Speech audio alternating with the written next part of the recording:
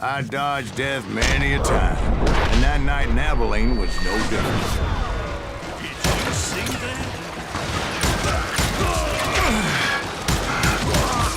I was there with the intention of finding that bastard Bob and collecting the bounty on John Wesley.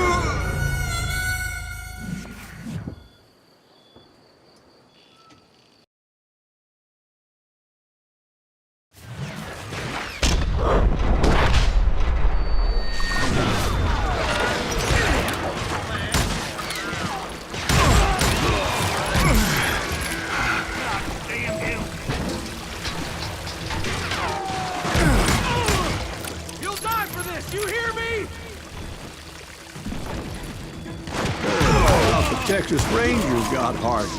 Yeah, that's what they want you to believe.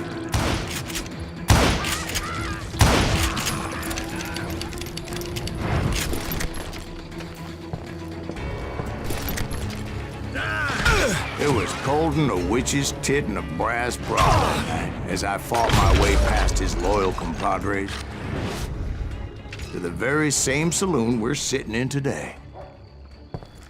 Look around and imagine this place painted in blood. Harden was waiting for me, and...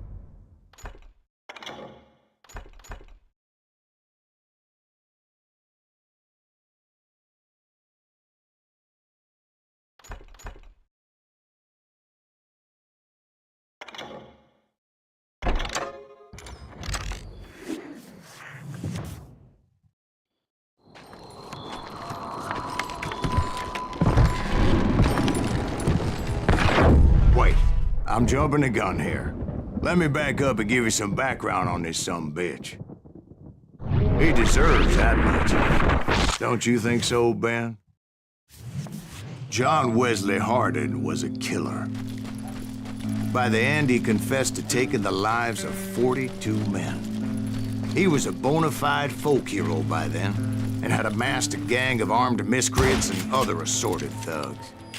He and his men set up camp outside of town, and I was hoping Bob was among them. That son of a bitch! They didn't ask why I was there. They knew. And most of them were wanted as well. I figured Harden was here somewhere, but to get to him, I'd have to get past his gun. I had to spill a lot of blood to find out Harden wasn't in that camp. He was carousing in town with his closest friends. Harden's boys apparently didn't want me to reach the bull's head. Some were hightailing it into town to inform their jefe of my unwelcomed presence.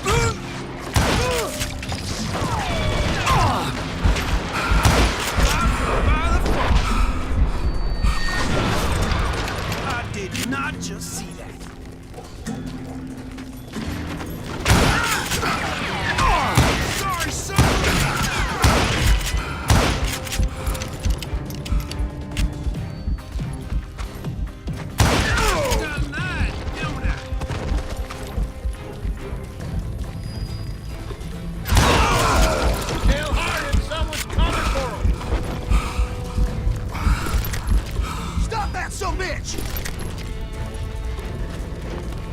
Let the boys know we got another log. I wondered if Bob was among them.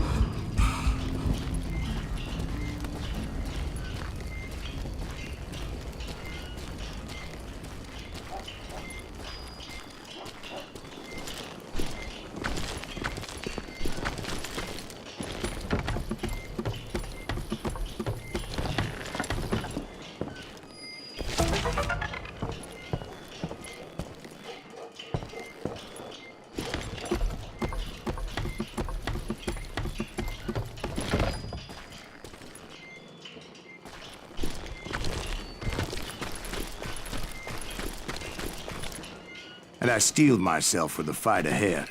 For as good as I was, deep down I wondered if John Wesley wasn't just a little bit better. Before I could test my mettle against Harden, however, I would first need to dispatch his cadre of hired killers. Most of these degenerates were beyond redemption, but John Wesley might have been a different story.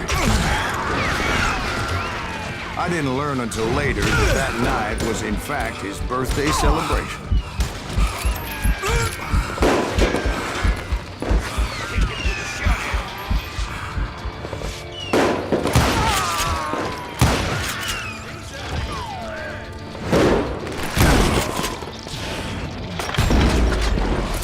You're done.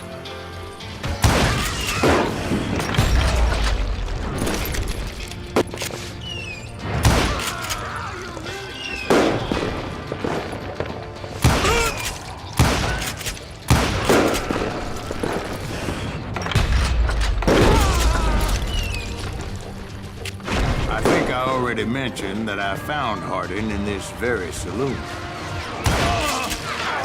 Suffice it to say, nobody there was happy to see me. In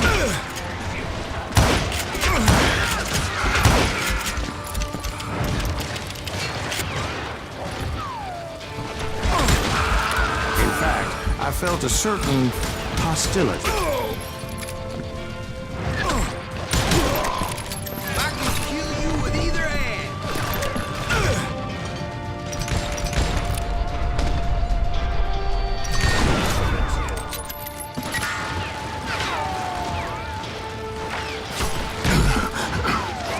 Dead man.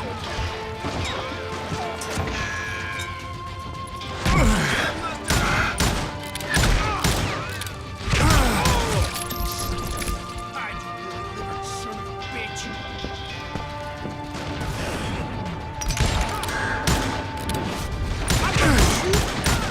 I was disappointed that neither Bob nor John Wesley were among the dead. But that was short-lived, as a moment later I was facing down the fastest gun in the West.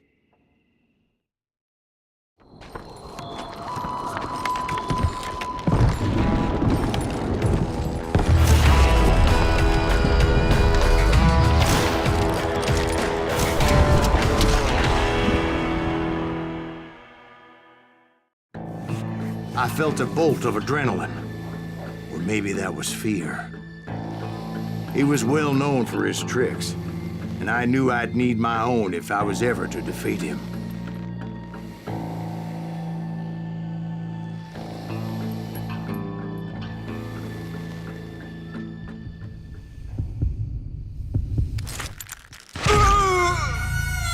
No, wait! He didn't hit me then. I'm sure of it.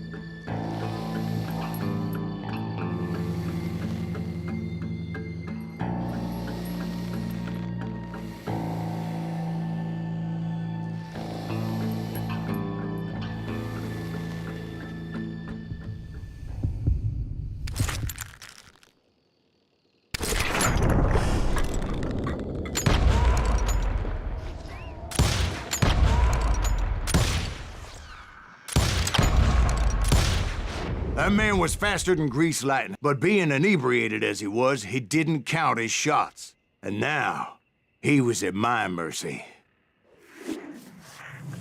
So he didn't die? No, I sent him to prison. Years later, after he was free, some restless Avenger took his life. Shot him in the back at a saloon just like this one. Anybody up for another beer? Ben?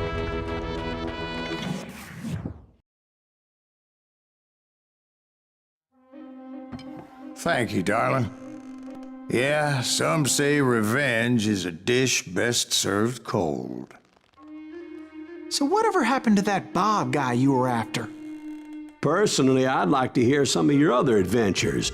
Like, I don't know, did you ever go toe-to-toe with a red man?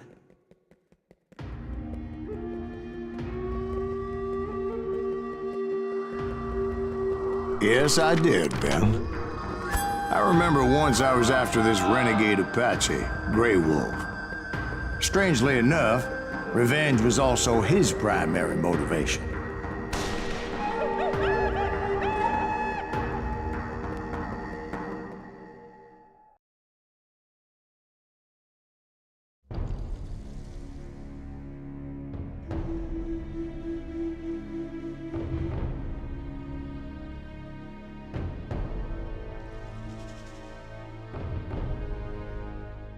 A bounty was put on Grey Wolf's head, and that's how I came to hunt him in the mountains. Mountains so high they tickled the nether regions of heaven.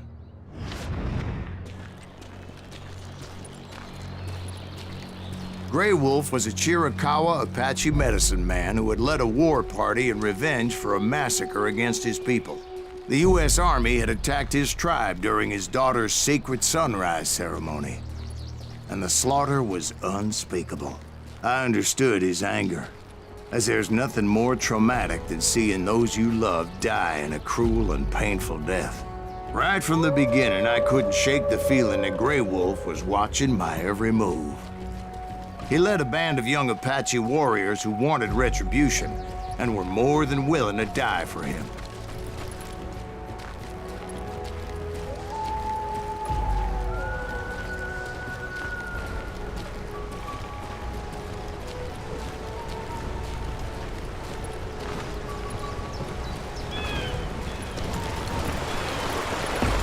They saw me before I saw them.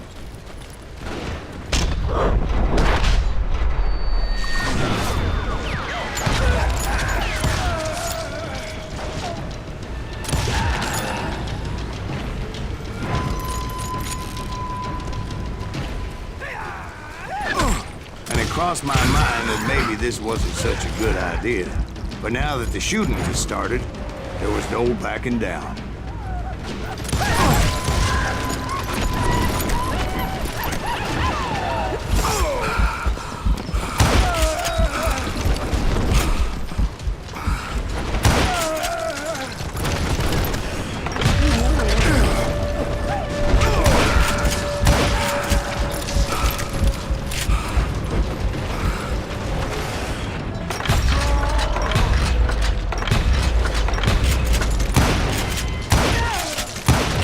It was rugged country, the winter home of the Chiricahuas, and that's why they had retreated there.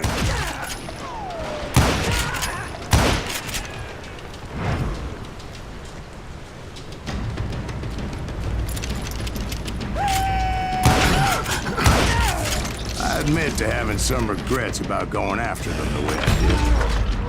But then again, I got a lot of those.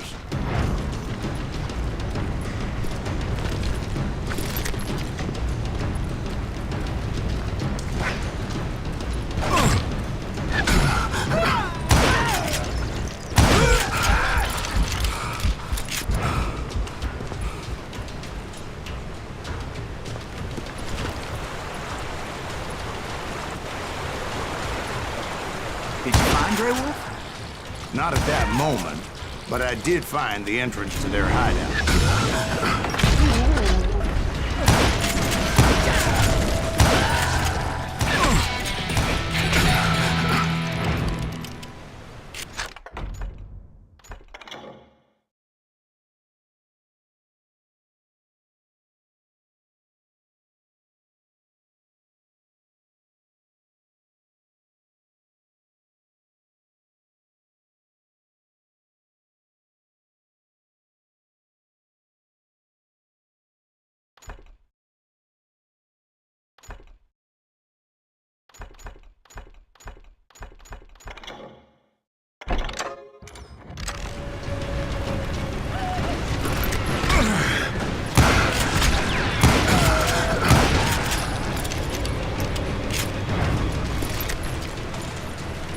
deep crevice that led to a deeper cave. Don't tell me you went in there.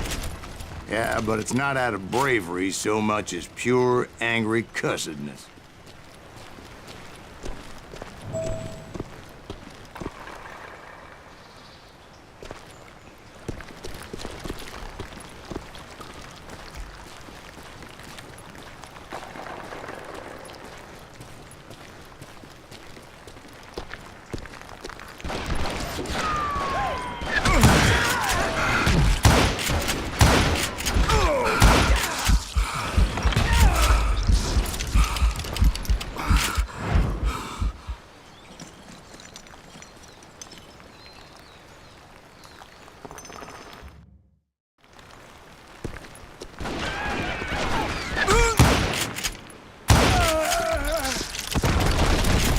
See, back then, I had a stubborn streak a mile wide, and I wasn't about to back down.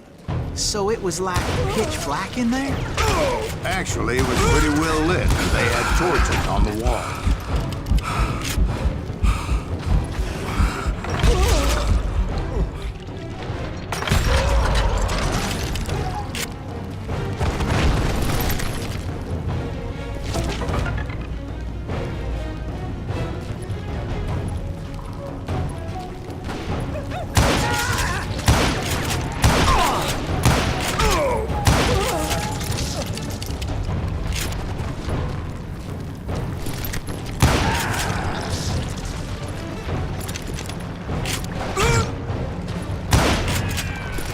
How big was his cave? Big as hell, Ben. Chiricahua had hid out there during the Indian Wars.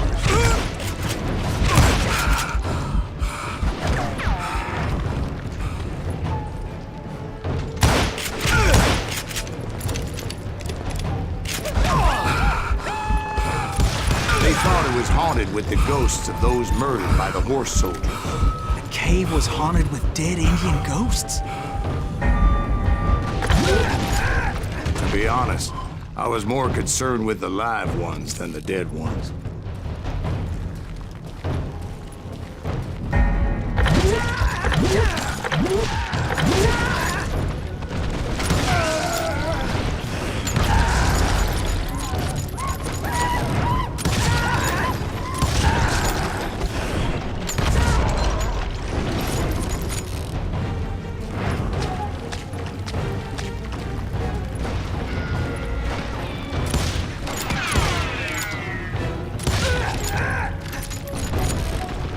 How come you know so much about engines? A few years back, I was married to two Mescalero women. At the same time?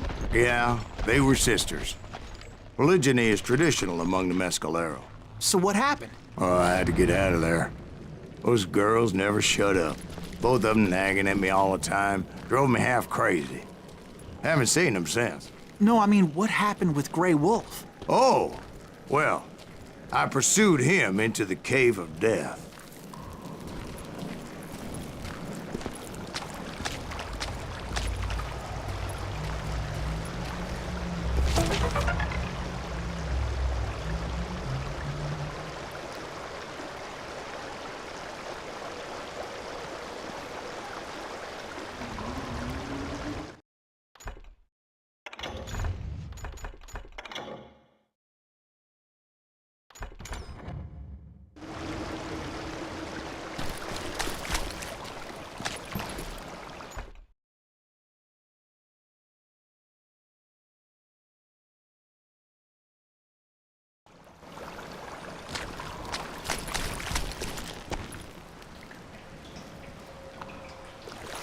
I came upon this flooded grotto, and that's when I saw him.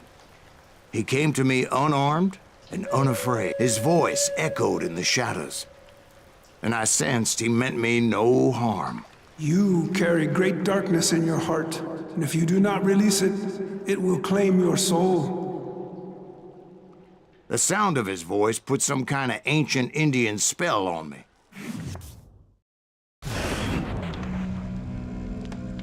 As his story unfolded in my mind. You will come to this place again and kill many more men, as the darkness will grow until it consumes everything that you are. The A soul would have no rainbow if I had no tears. He said I was a great warrior, a coyote man, unequaled by any other pale-faced warrior, or something like that. The snakes will bite shadows of your past until a venom poisons your heart, and an echo of the song of the dead summons the spirits deep from within the mountains. I didn't quite get what he was saying, but there was definitely snakes. And indeed, his warriors surrounded me and attacked me like hungry wolverines. They couldn't stop me, though, and Grey Wolf wasn't in the mood for idle talk.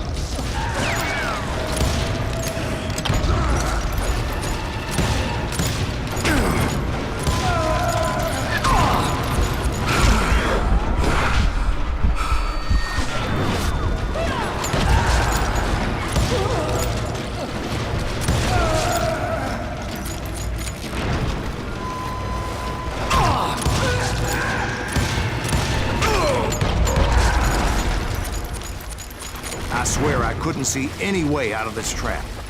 But suddenly, one just appeared. Kind of like a miracle.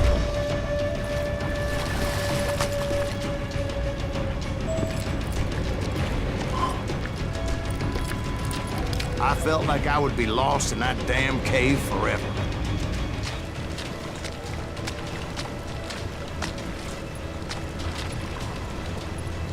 Finally, I found myself back outside, perched on the edge of a precipice, overlooking a thundering whitewater river.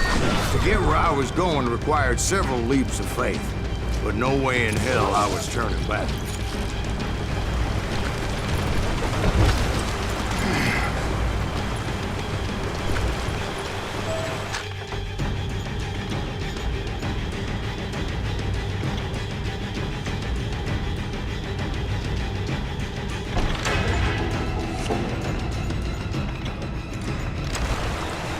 I chased after him, determined to make him explain the meaning of all that mumbo-jumbo.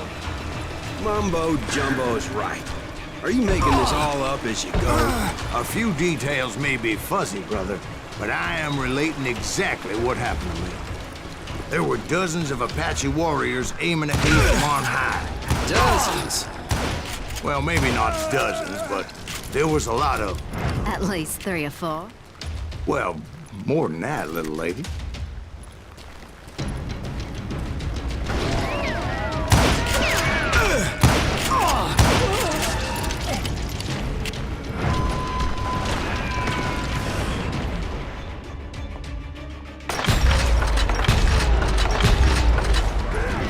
I had a steep climb up creek ahead of me and scrambled up those rocks like a mountain goat.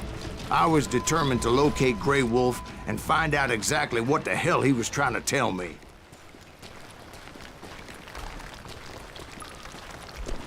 And wouldn't you know it, that crafty son of a bitch led me right into a trap. What kind of trap? Well, son, there had to be at least 100 Apaches surrounding me. 100? God be my witness. Oh, come on. Who are you kidding? Hey, I believe you. Come on, tell us how it ended. All right, but I'm not gonna drag this out. Where were we? You were surrounded by 100 Apache warriors. Well, I didn't take the time to count them exactly, but there were a lot of them.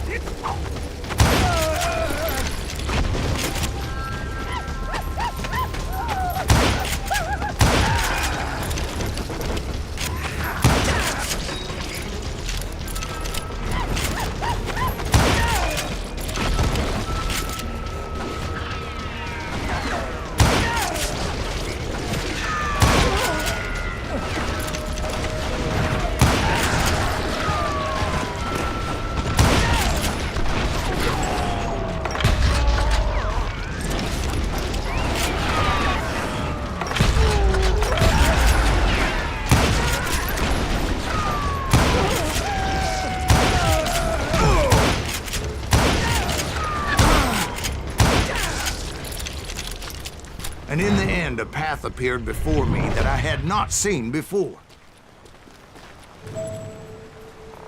I followed it as I desperately needed to find out what Grey Wolf was trying to tell me. But it was like that son of a bitch disappeared into thin air.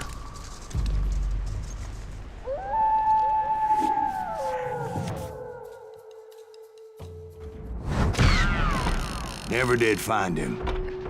And never did collect my goddamn bounty.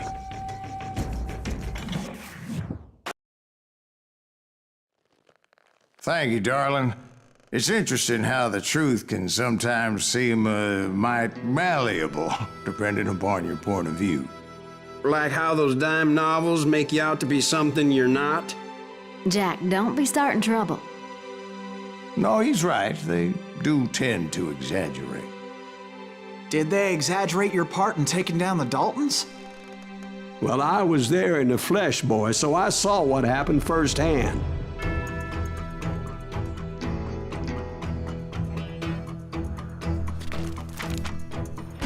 Those Daltons were lawmen once, before they all went bad, robbing banks and trains clear across the territory. Until Coffeeville, of course. I was one of the citizens who took up arms that day. Fighting on the side of right? I did my best, sir. We all did.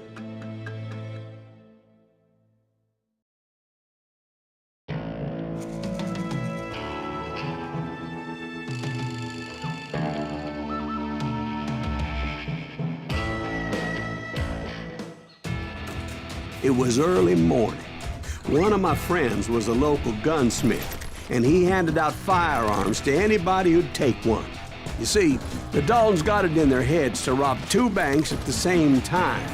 2 banks on the same damn street. Story was Bob Dalton's girl was always writing him about how he had no ambition. Well, you're nobody next to Jesse James, she said. Finally, the bastard took his brothers to Coffeeville just to shut her up. Well, the locals recognized the Daltons right off. Put some holes in them! Before they could get away, half the town took up arms to defend their property.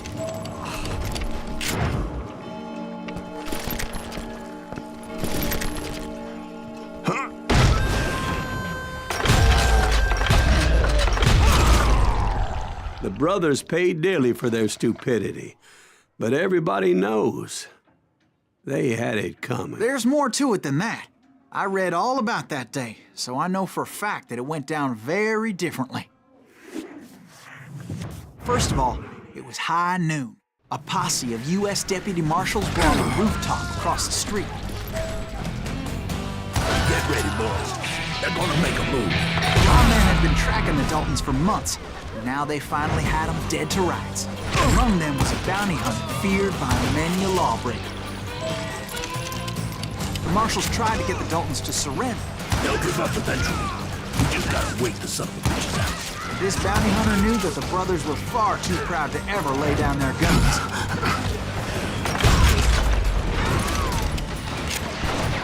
So he went in there alone to confront those criminals. One of the marshals shouted, "Where are you going? Are you crazy?" Hey, where do you think you're going, dumbass? That rifle's mine. But he paid him no mind.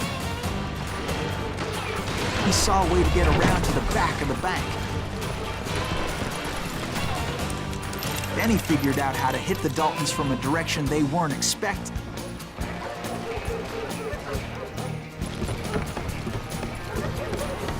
From above. Fortunately, a water tower was right there. A moment later, he was climbing up a steep ladder, laughing at danger as he did. It was brave men like him who risked their lives to tame this wild country.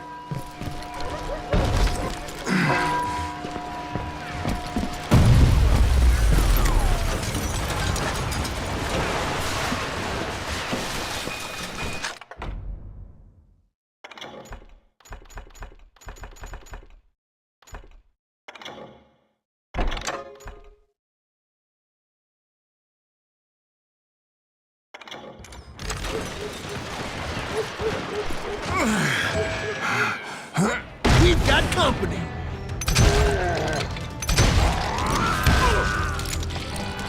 Heroic men like him, who did what other men couldn't or wouldn't to make this country free. Is that Silas Jim Greaves? Booth, Son of a bitch! died defending the Alamo.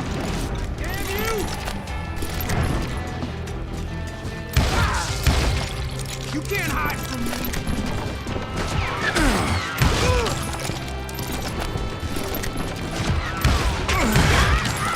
Did that asshole just kill a man?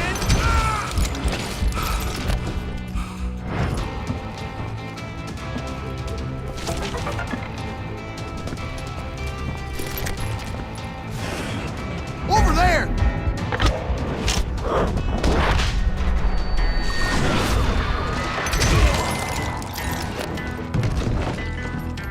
That's Silas Greaves! What the hell? Now you're really... Blam! He came away victorious, taking down those thieving Daltons.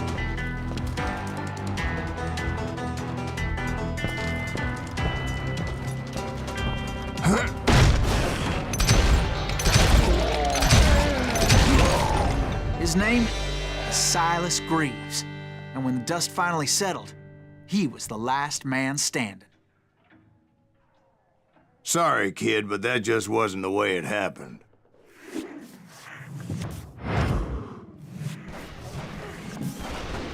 It was early evening, not high noon.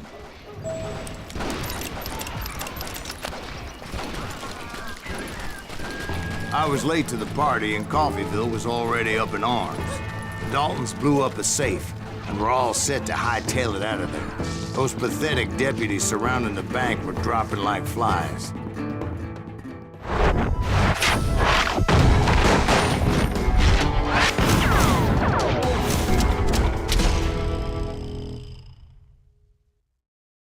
I had been tracking those jokers for months, waiting for them to do something reckless. And finally, they did. Those stupid bastards decided to rob 2 banks at the same time in the same town where everybody knew them. But they still had friends in Coffeyville.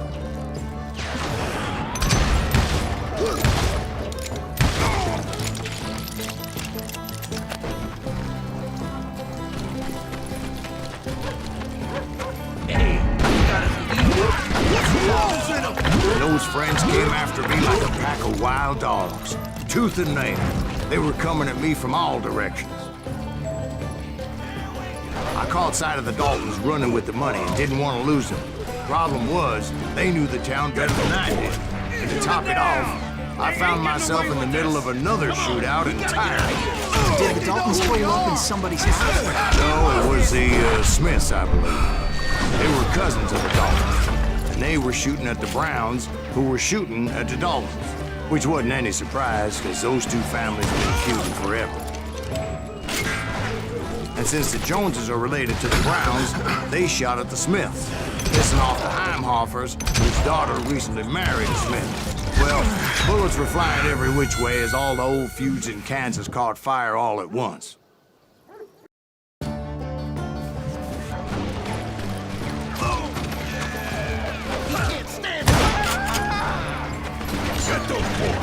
Shoot him down! They ain't getting away with this!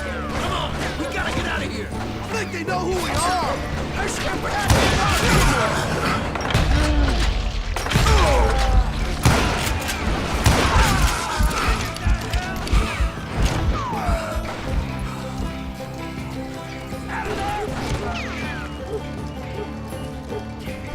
There was a hell of a lot of pissed off people in Coffeyville that day. But that's just the way life is sometimes. Shit happens.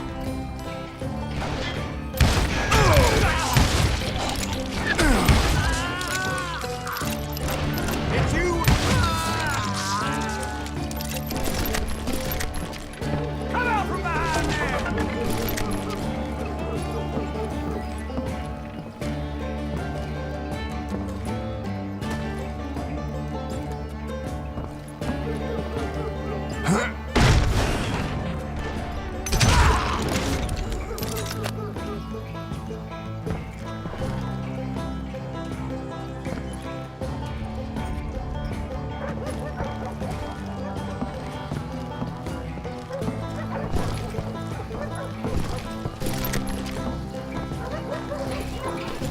The Dalton boys knew I would never give up. Those Daltons weren't the sharpest knives in the drawer, but they always stood together. They set a trap to slow me down and allow at least 2 of them to escape. The third brother stayed behind to plant me, just in case that trap of theirs didn't work.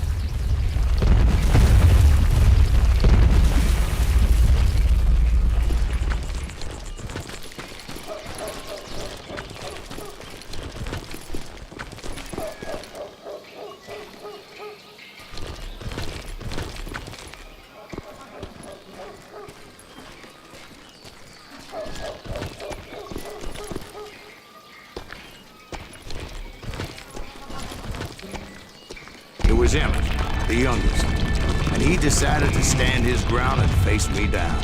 I ain't afraid of you, Silas Greaves. This is where it ends for you. He was determined to protect his brothers. And I understood how he felt. Taking me on all by his lonesome wasn't exactly a recipe for a long life.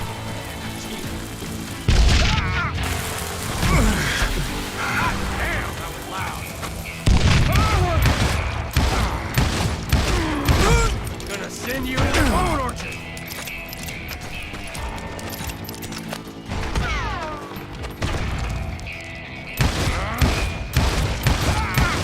You are dead, law dog.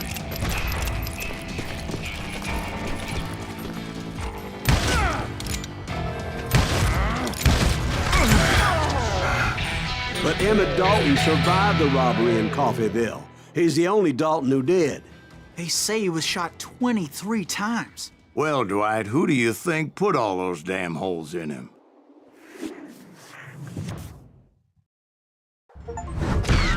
But I have to admit, that boy had grit.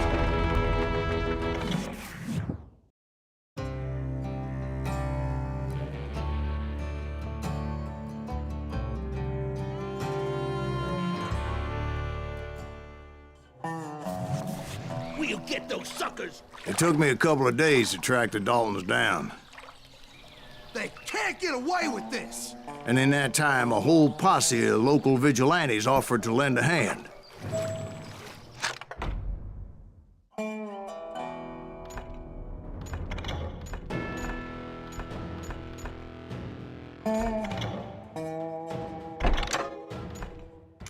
We'll track them to the ends of the earth. They seemed as determined as me to find those outlaws. But as we headed into those swamps, it was like I had my own private army. There was no way those boys were getting away this time.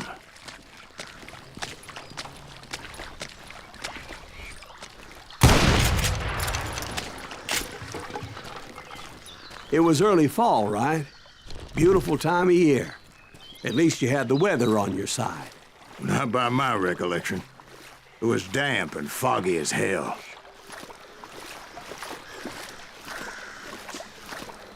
It was tough to stay on a true course, so we kept an eye out for landmarks.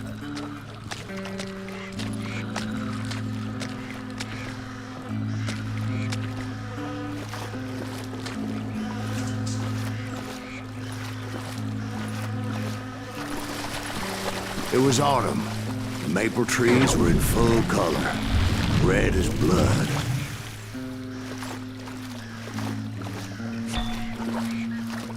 The rains that year were torrential, so the whole area was flooded.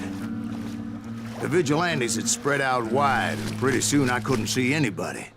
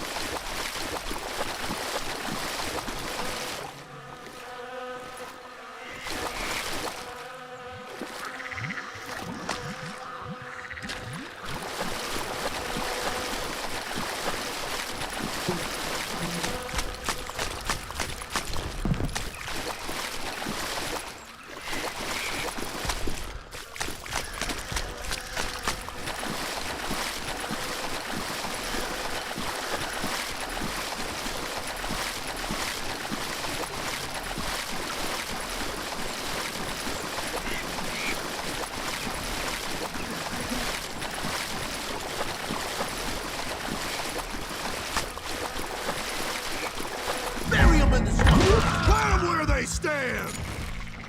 Except for some bitches ahead of me wanting to do me harm. So I had to face them alone.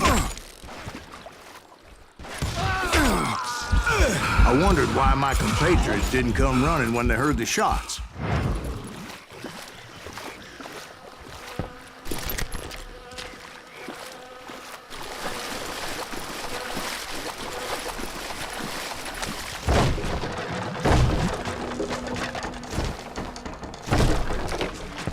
So did you find the Daltons? Not yet. But I did have the questionable pleasure of meeting a few of their friends.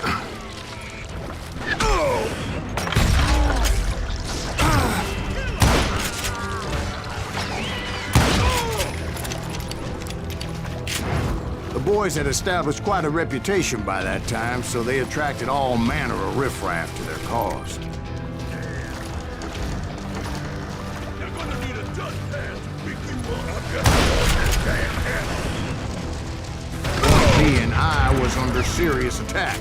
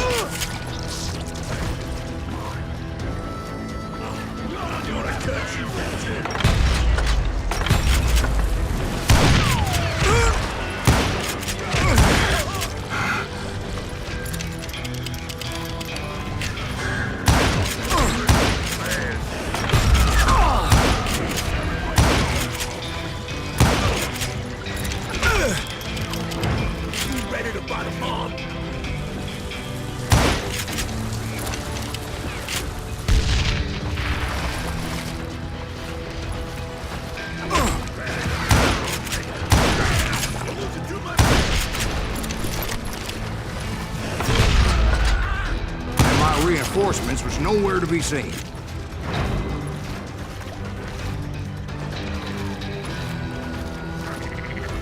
Can't beat us all!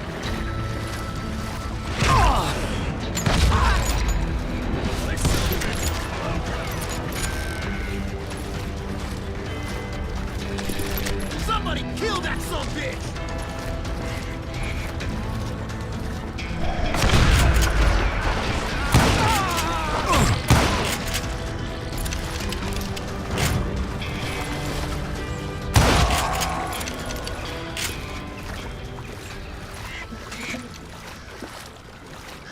But luckily, a barn materialized as if right before my eyes. I scrambled up top to get a better view.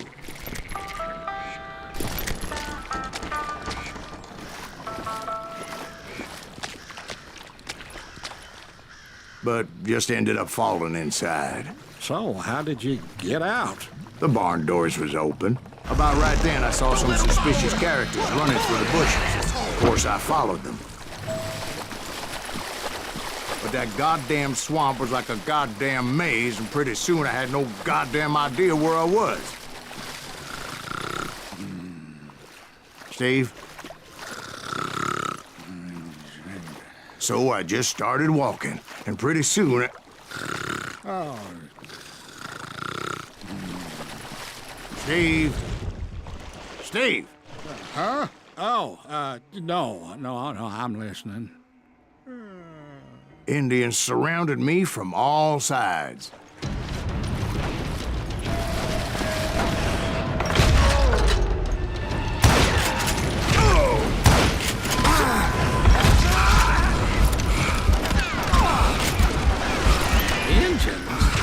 They were Indians. No. I just wanted to make sure Steve was paying attention. Now, where was I? You were following the Daltons through a swamp? That's right. See, Steve? Dwight's paying attention. No, I'm listening. I was just resting my eyes. So, where was I? The Daltons. Right. See, there's a reason so many outlaw gangs are made up of brothers. Being a brother is very sacred. It's a bond like no other. So did you ever find the damn Daltons? Not yet, but I did find a few of their cousins. You Kansans breed like rabbits. Or Smiths or Heimhoffers or who knows what. But hell, what's more important than family? I bet Ben knows what I'm talking about. Kill that goddamn bounty hunter!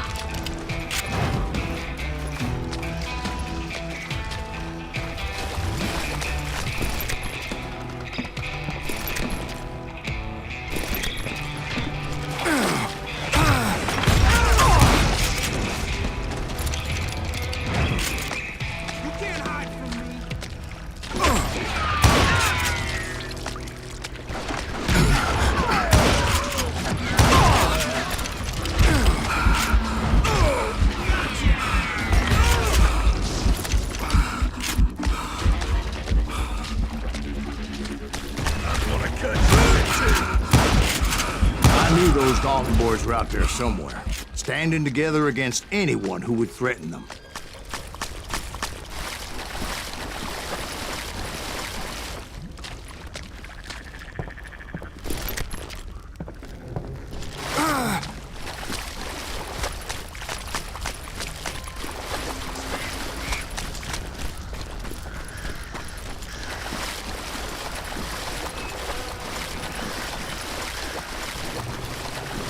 And that's when I saw a goddamn steamboat.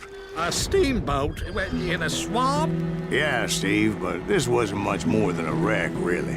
But how'd a damn steamboat end up in the swamps? Guess it floated off during the flood of '89.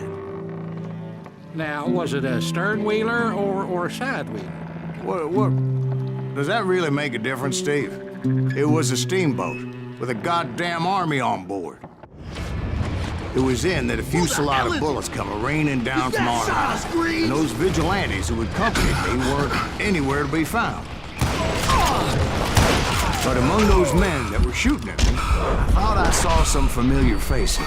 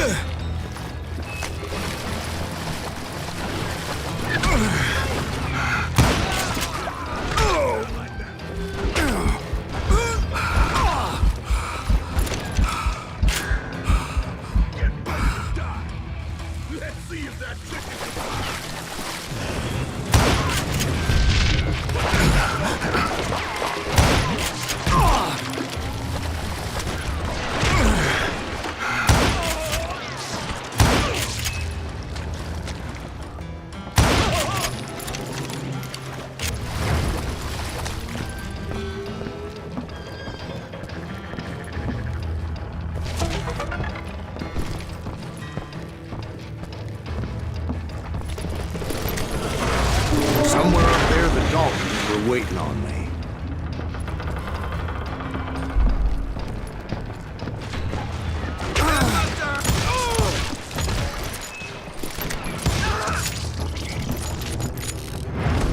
Sounds like you don't give up too easy. That's the kind of man I am, Ben. I set out to do something. I do it. Surrender just ain't in my nature. Plus, I'm stubborn as hell.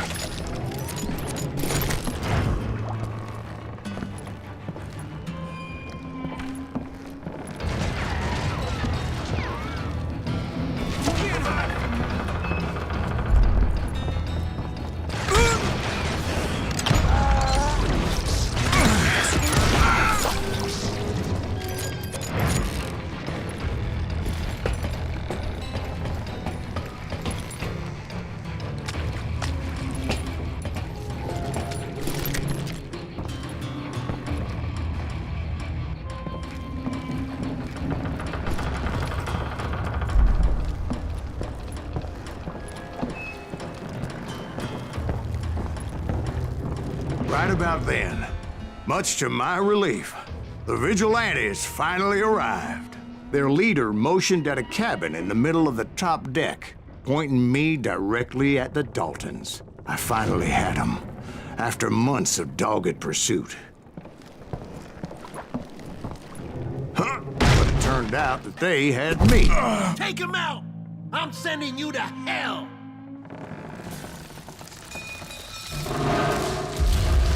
The Daltons had played me like a Tough after fiddle. all this. Apparently, the vigilantes were on their damn payroll. They didn't just want to shoot me. They wanted to burn me alive. But finding my way out of a burning labyrinth proved to be quite a challenge. It was a riverboat, right? I mean, it's not like it was a goddamn ocean liner. Well, yeah, but I was in a Did you hear fight. about that ship that's gonna launch next year? Largest one in the world. You're well, talking about the Titanic. If you ask me, it's too blessed big. I don't think it'll even float. so anyway, Don't be stupid, Steve. They know what they're doing. They say that the Titanic is unsinkable. oh God. But getting back to that steamboat, how'd you get off it, Mr. Greaves? I took in a lot of smoke that day, so I admit my recollection might be a bit hazy. But somehow I managed to finally disembark.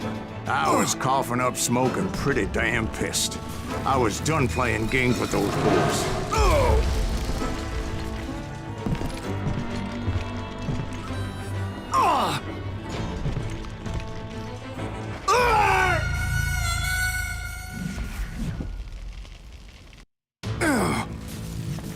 But finding my way out of a burning labyrinth proved to be quite a It challenge. was a riverboat, right? I mean, it's not like it was a goddamn ocean liner. Well, yeah, but I was in a Did you fight. hear about that ship that's gonna launch next year? Largest one in the world. You're well, talking about the Titanic. If you ask me, it's too blessed big. I don't think it'll even float. So anyway, Don't be stupid, Steve. They know what they're doing. They say that the Titanic is unsinkable. oh God.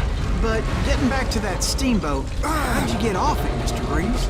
I took in a lot of smoke that day, so I admit my recollection might be a bit hazy. But somehow I managed to finally disembark. I was coughing up smoke and pretty damn pissed. I was done playing games with those boys.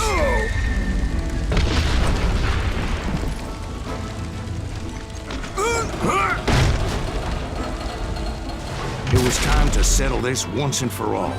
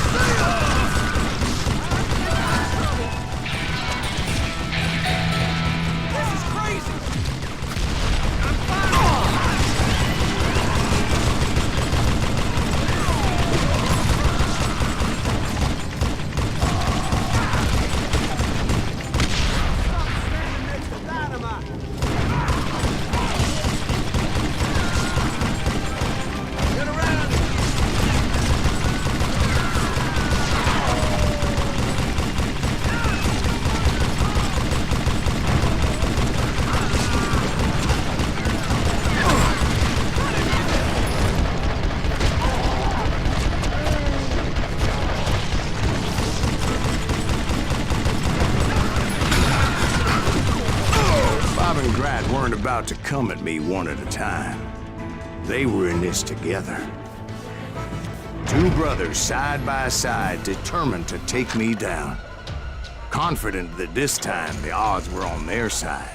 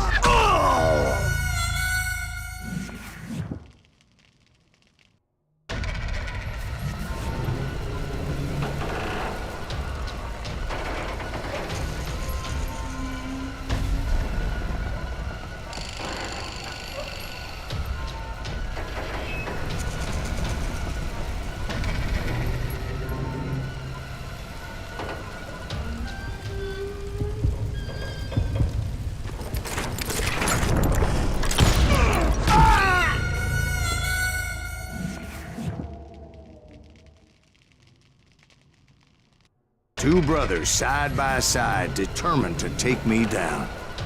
Confident that this time the odds were on their side.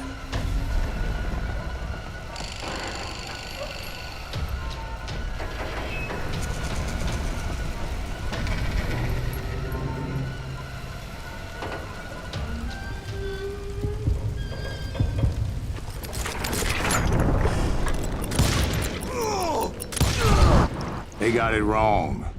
A sad end for those two. If they'd only known that Emmett was still alive despite his wounds. Paroled 14 years later, he moved to California and sold real estate and lived off the legend of that fateful day. And the tragic death of his two brothers.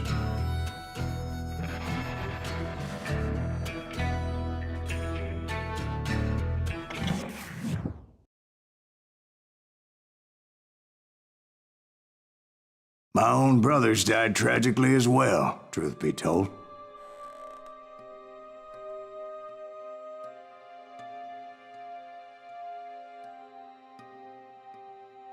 It was 1868, and me and my older brothers were pulling a tidy profit running cattle into Juarez, Mexico.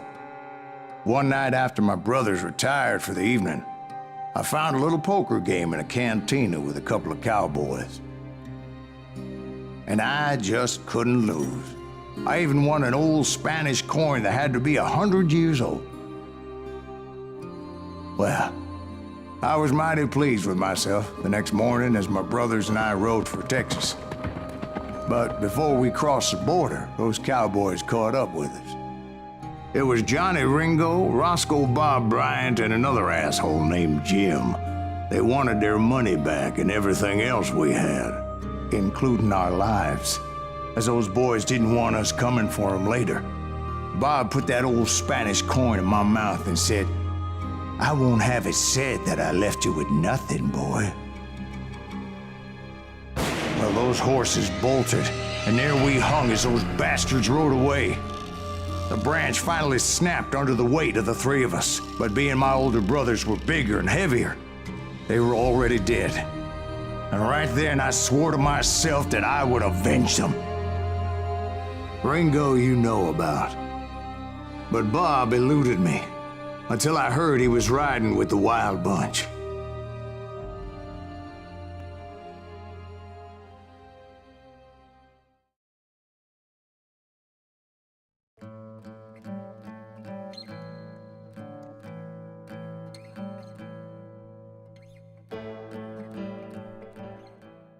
I'd been on their trail for months, ever since they left their hideout in the Bighorn Mountains.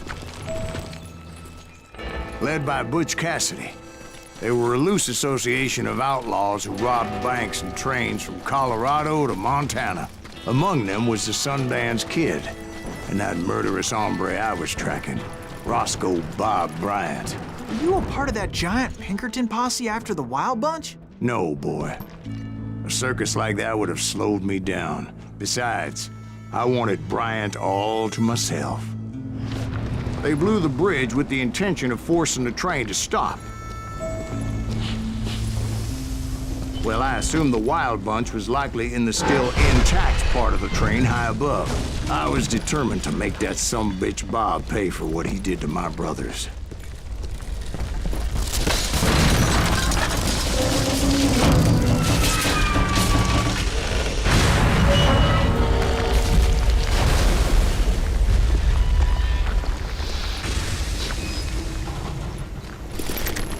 I found the device they used to blow the tracks, so I knew I was headed in the right direction.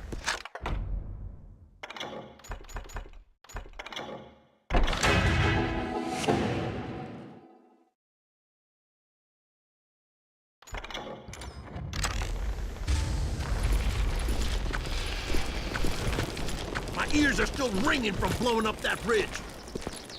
What'd you say? I can't hear it. Well, I made my way off unscathed and came upon a few members of the gang and had no choice but to dispatch them. From there, I had to negotiate an even more precarious route. But first, I would need to get my ass out of there.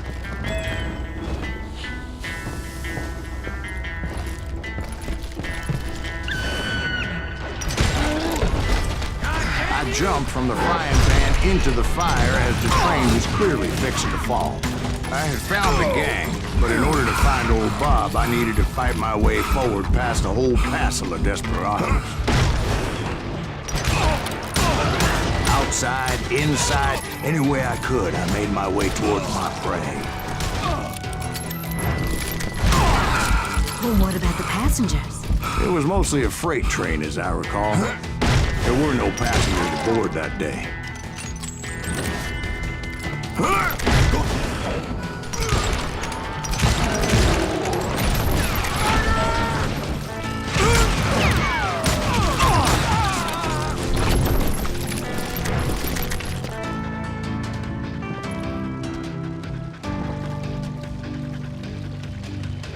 As I mentioned before, I am not fond of heights. But I was too busy dodging bullets to worry about falling to my death. Odds were I was likely to die that day anyway. So I was determined to take down as many of those bastards as I could.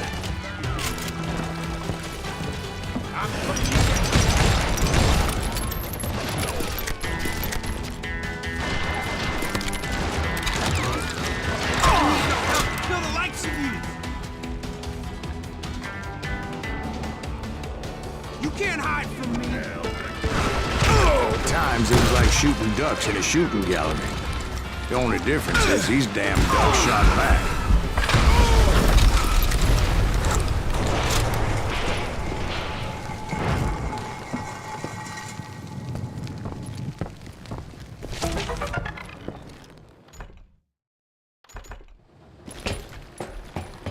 I kept hoping the law would show up and give me a hand. You mean like that giant Pinkerton posse that I read about? Did they come riding in, guns a-blazing to help?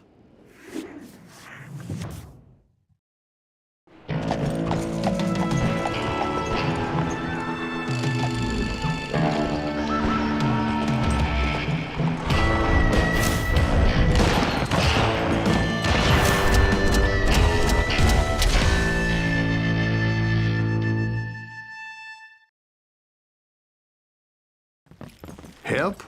From the Pinkertons? No, son. I had to fight the Wild Bunch all by my lonesome, as usual. Who the hell is that? He's mine! Take cover! Retreat! Retreat! He's killing everybody!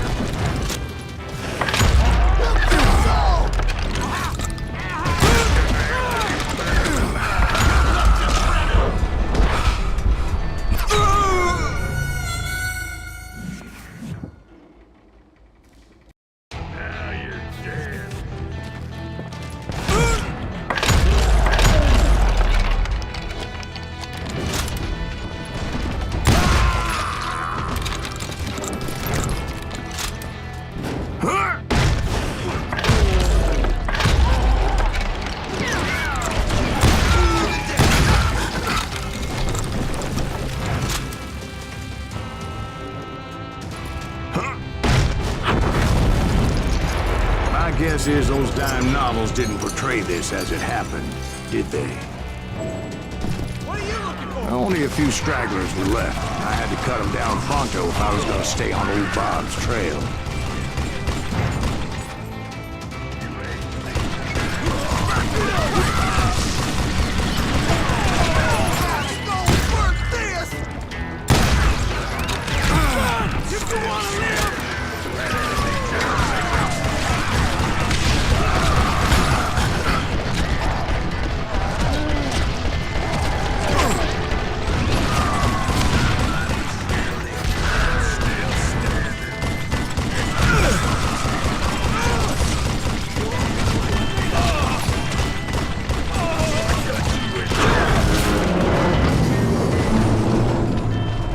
Once I silenced all those guns, I went searching for my nemesis, determined to finally have my justice. But the only survivor who welcomed me was George Flat-Nosed Curry. Who was he? The fastest gun in the gang. Right after Sundance, I mean. And Kid Curry, and maybe Elsie Lay. Though some folks might dispute that.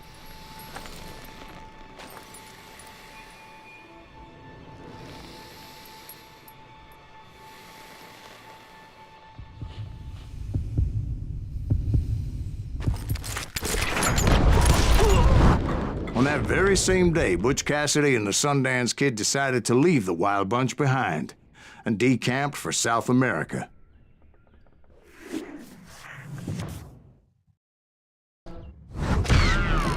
They ended up living down there for many years, but I'm sure you already know all about that.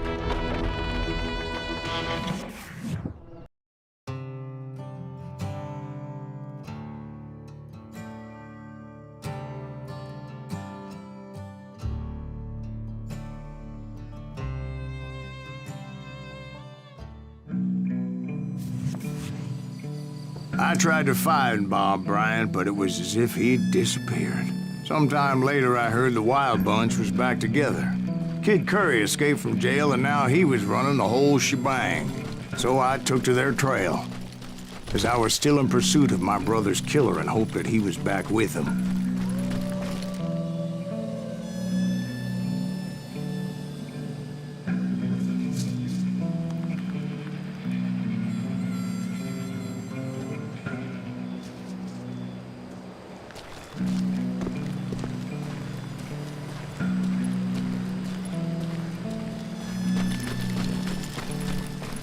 That Kid Curry's kinda crazy, ain't he? Don't let him hear you saying that. Anyways, I tracked those boys to a camp right outside Parachute, Colorado. Someone's coming. Who the hell's that?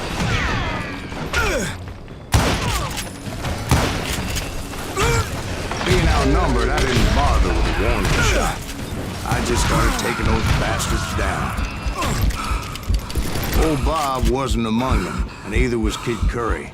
I could sense him close by, however, plotting something nasty. I just needed a clue as to their whereabouts. That's it for you.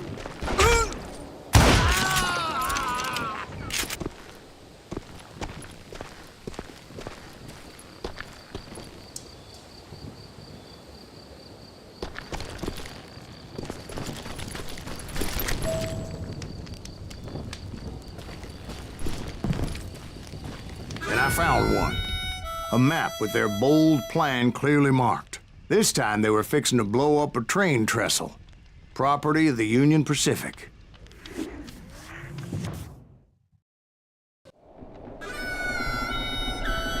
The plan clearly indicated how they were fixing to undermine several of the weakest wooden supports.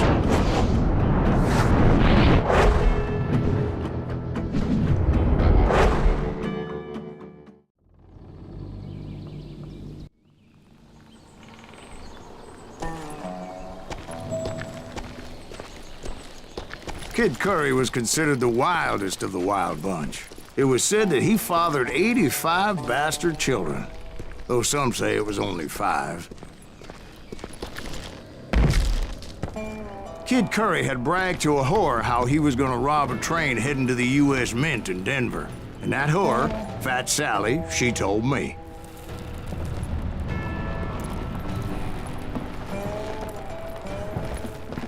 The bridge was rigged with dynamite, so I decided I'd best be careful confronting those bastards.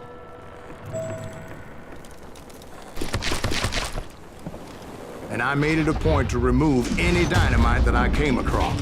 A moment later, I saw a ladder that somehow had escaped my attention. Don't worry, I know what I'm doing.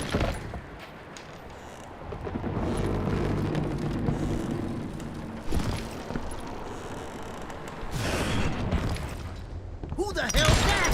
Hey, you! But the Wild Bunch did not take kindly to my presence and attempted to blow my head off. It appeared the kid had found a number of new recruits to bolster their ranks. Guess there's always desperate men willing to trade their lives for stolen treasure. You're done. God damn you! What happened next? Well, having removed the first bundle of dynamite, I decided I might as well remove the other one. Once that was done, I figured I'd find my way from there.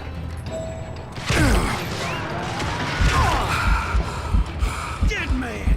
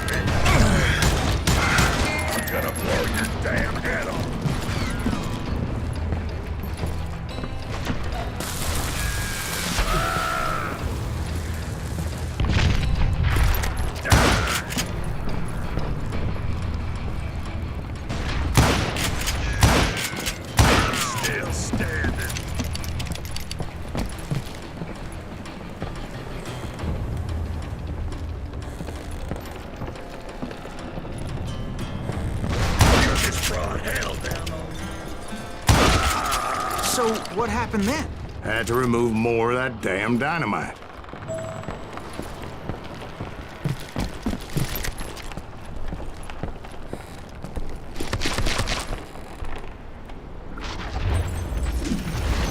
It must have been terrifying trying to make your way across. I was sweating it a bit, but then I noticed a footbridge tied up on high, so I shot the rope.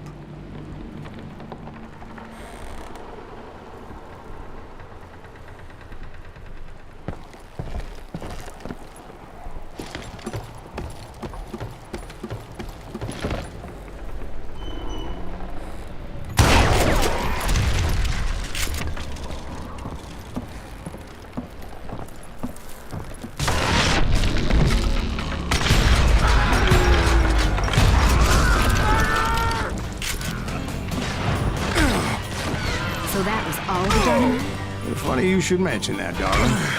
As actually, there was a fourth charge impeding my progress.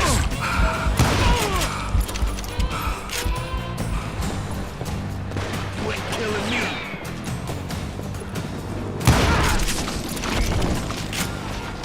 Once I removed it, my path was pretty clear.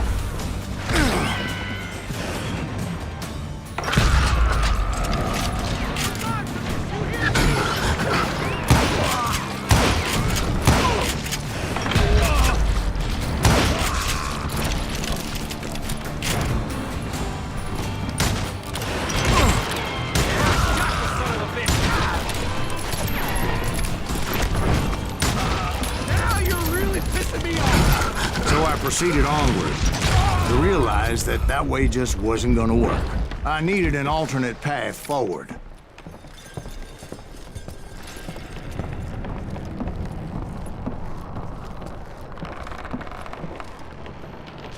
Of course, I had to tread carefully.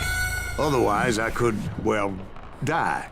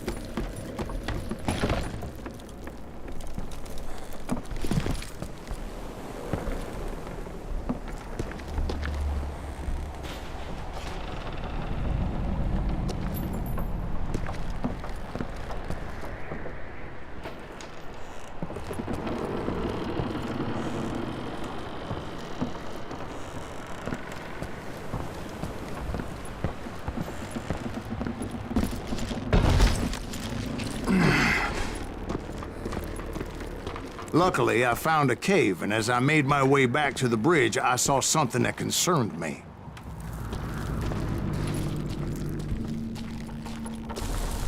It was a long, burning fuse, and it was moving fast as hell. I had to catch it.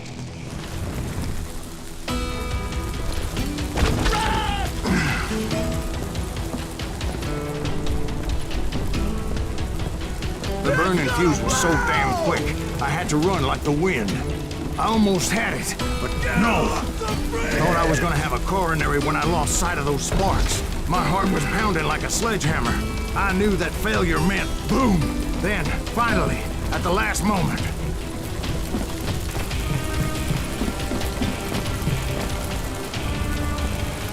Whew. Of course, I was successful, or clearly I wouldn't be talking to you folks here today. Naturally, I removed the last dynamite charge. Well, it was a touching reunion.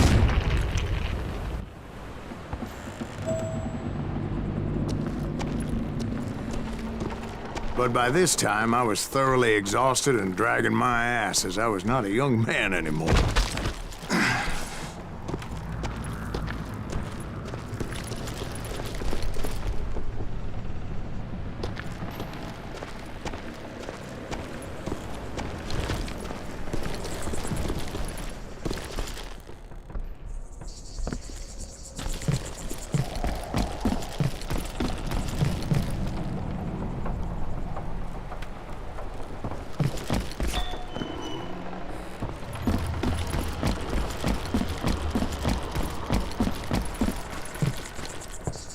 Kill that SOB!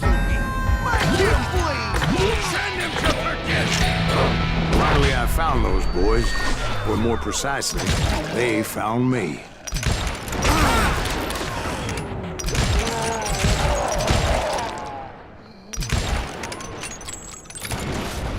Who the hell is that guy? Disgrace him! Kick my ass, me!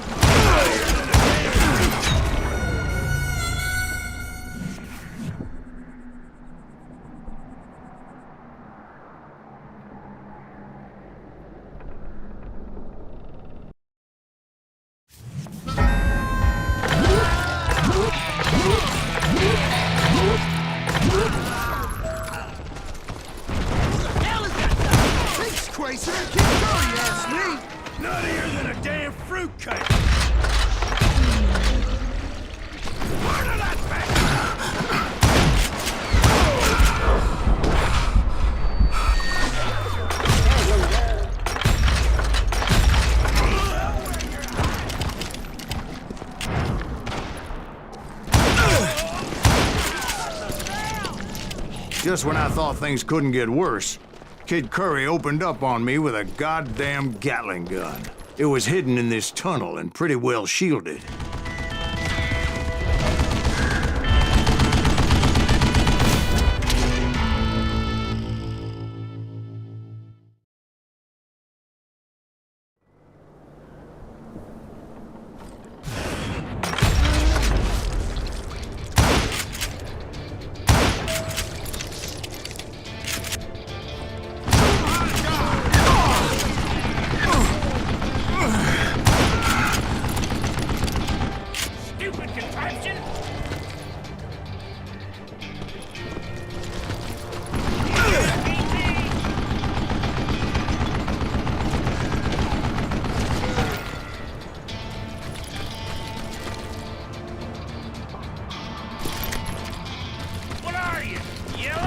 Luckily, I had located some dynamite. I still, however, had my work cut out for me.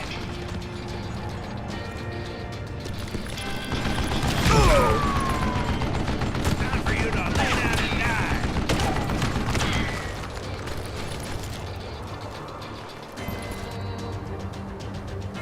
Guess you had enough, huh? Yeah! You know who I am?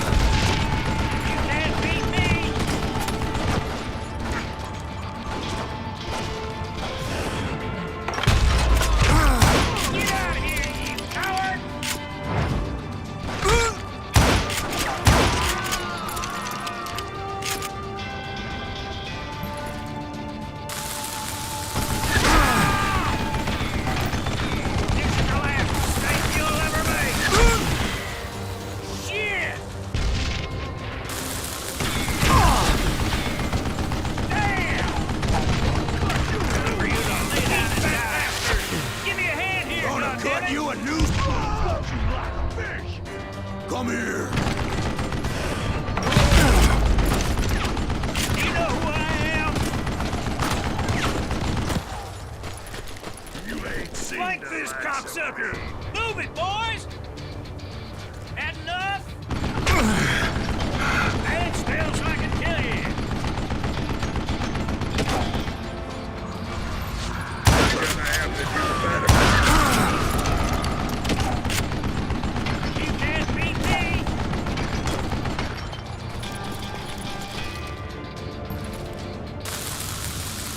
It's not fair! It's the biggest mistake you'll ever make!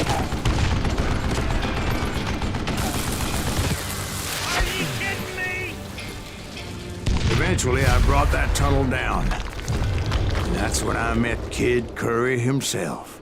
He had decided to stop pussyfooting around and deal with me personally.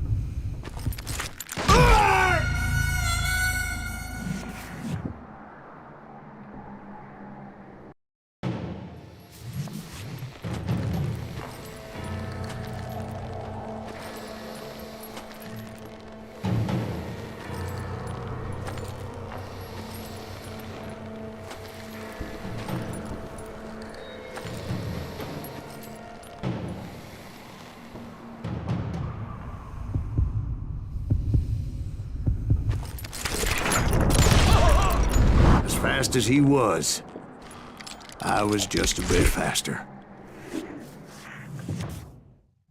And as he lay wounded, I demanded to know the whereabouts of Roscoe Bob Bryant. He shouted at me. Is that what this is about? Bob went with Butch's Sundance to South America. You ain't never finding him.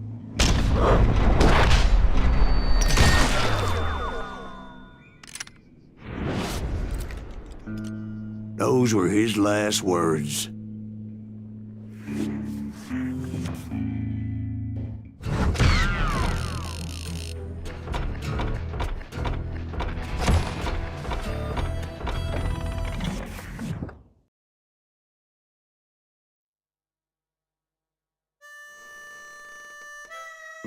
So, Bob Bryant got away?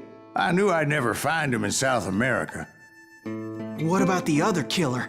Yeah, you kinda glossed over that one. Well, I found Jim not long after my showdown with Ringo. At the time, he was riding with the James Younger gang. Did I neglect to mention that?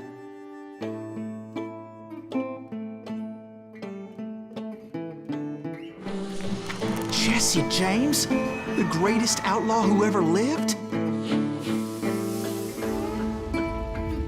Jesse and his kin rode with Quantrill when he raided Lawrence, Kansas, and killed near 200 people, boy. Nothing great about that. And from there, him and his brother went on to rob banks and trains from Kansas to Missouri. Which is why there was such a rich bounty on their heads. 40 grand for both of them, dead or alive. That's one hell of a payday.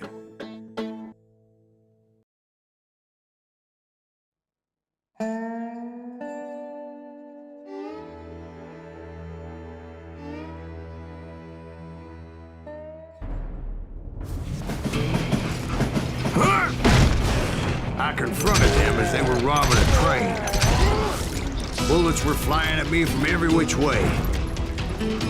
But I knew I'd have to fight my way forward if I was gonna find this Jim.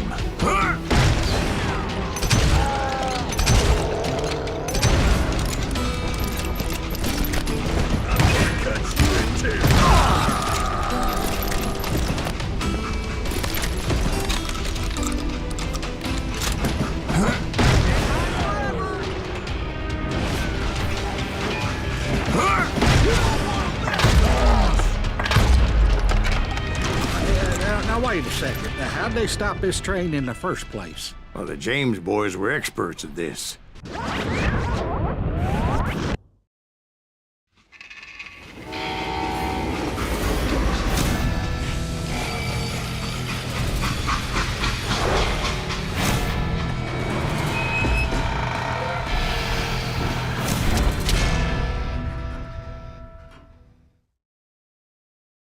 They hopped a freight train, having heard there was a big payroll in the express safe. So, I hopped the same train.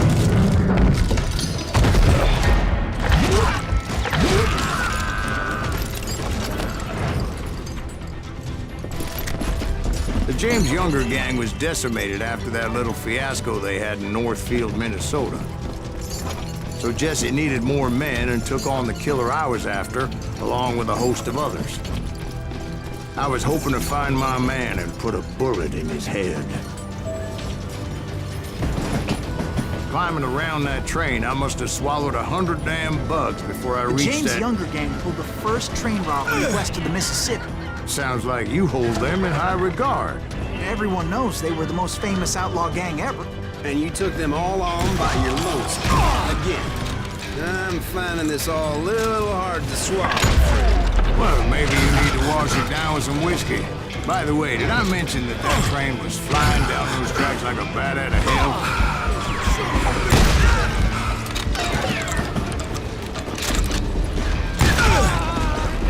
Just kill Red?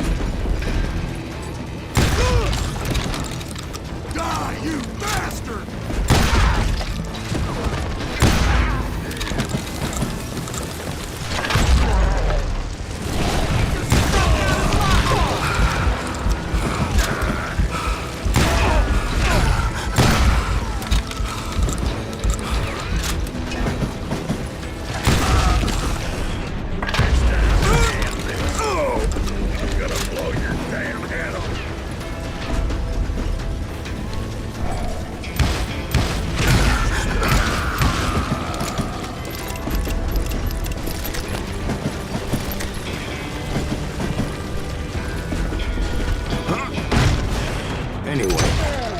Excuse me, Ben.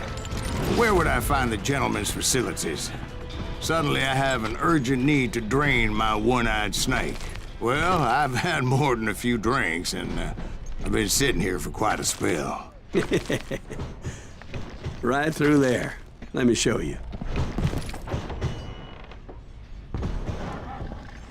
I never heard so much malarkey in my life. You think he's bullshitting us? You don't think he's Silas Greaves? I think he's just some old drunk looking for some free liquor.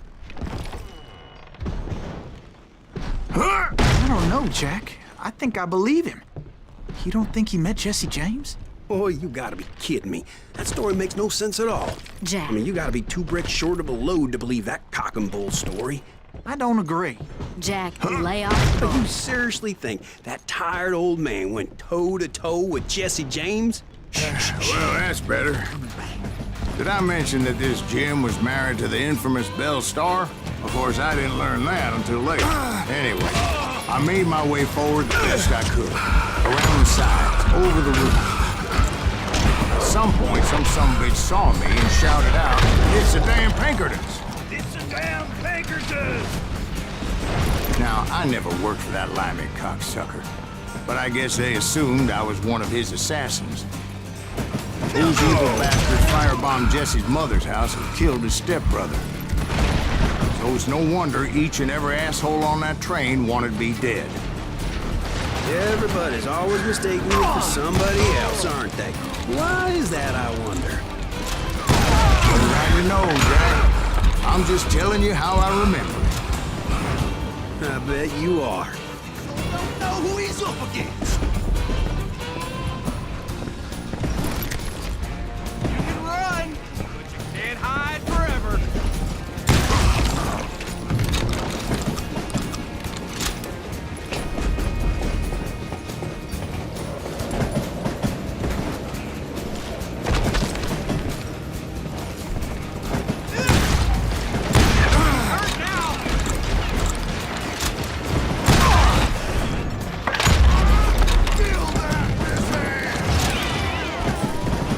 I came across a flat car piled high with logs and had to come up with a creative way to make my way forward.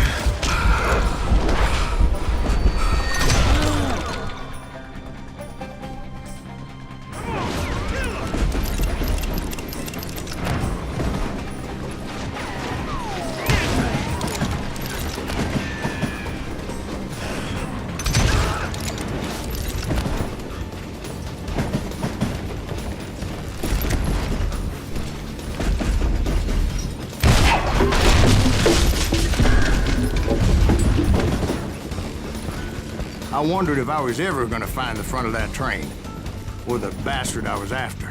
Right about then, I was attacked by some asshole on a Gatling gun. Yeah, seems like you run into a lot of them. Asshole? Gatling guns. Yes, I did. Now, I don't remember how I took it out. It was either a bullet or dynamite. Where would you find dynamite? Does it really matter, Jack? You're messing with the flow of the story here.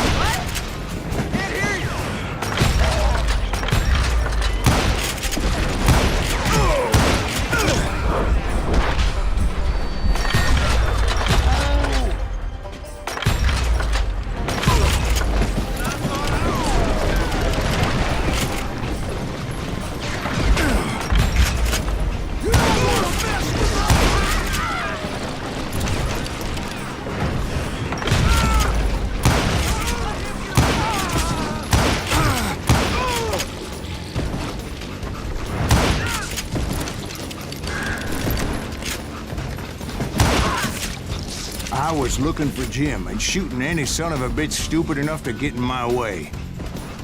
And that included Jesse James himself.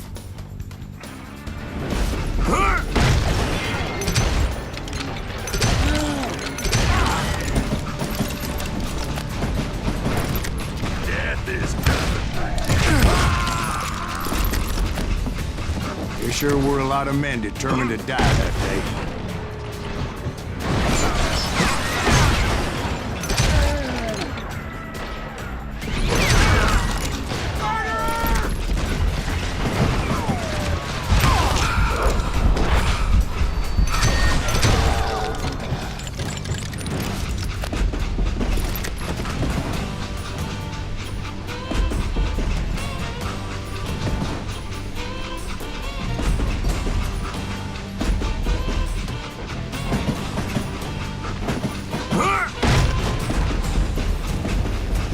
It was then that Jesse detached the express car from the rest of the damn train.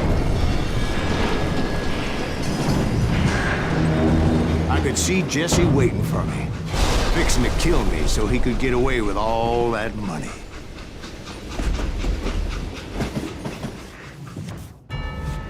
You had a showdown with Jesse James? Of course he didn't. Everybody knows that Jesse was killed by Bob Ford. Yeah, Jesse went out like John Wesley Hardin.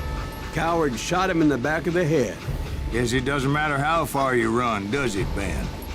Your past always catches up with you.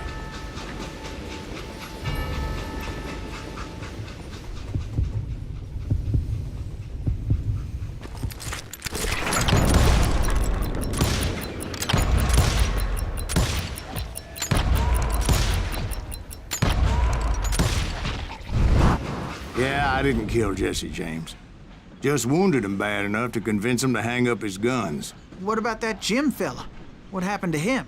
I figure he was up front with a gun to the engineer's head. That bastard slipped away again. I'll tell you how I got him. But first I need to wet my whistle.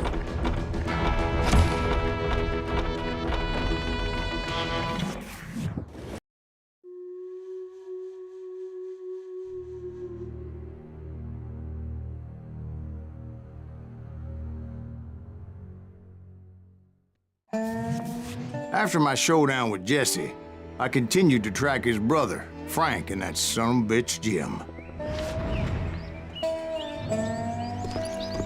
I followed those bastards into the high mountains as they were going to ground. What mountains would that be? Somewhere in the Ozarks, I believe. The perfect place to hide out from the authorities. In fact, before I could find them, some Indians who fled the Rez and were hiding out from the military found me first.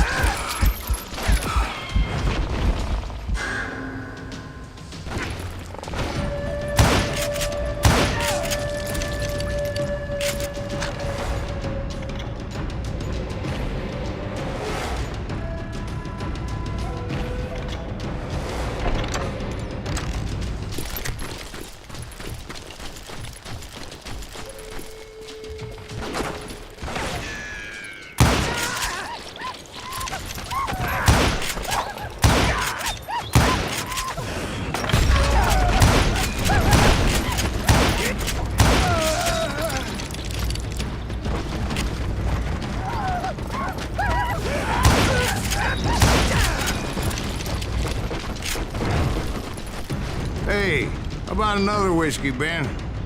Nothing better to soothe the troubled soul.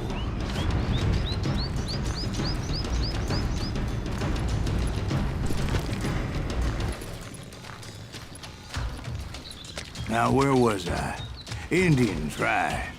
I had more than my share of run-ins with the Red Man. Like that time... Did I tell you about Grey Wolf? Yes, sir. You did. Ah, of course I did. In fact, I could still remember that old medicine man's words to me. Jesus Christ, we're back to that again? You carry great darkness in your heart. It will claim your soul. You will come to this place again and kill many more men.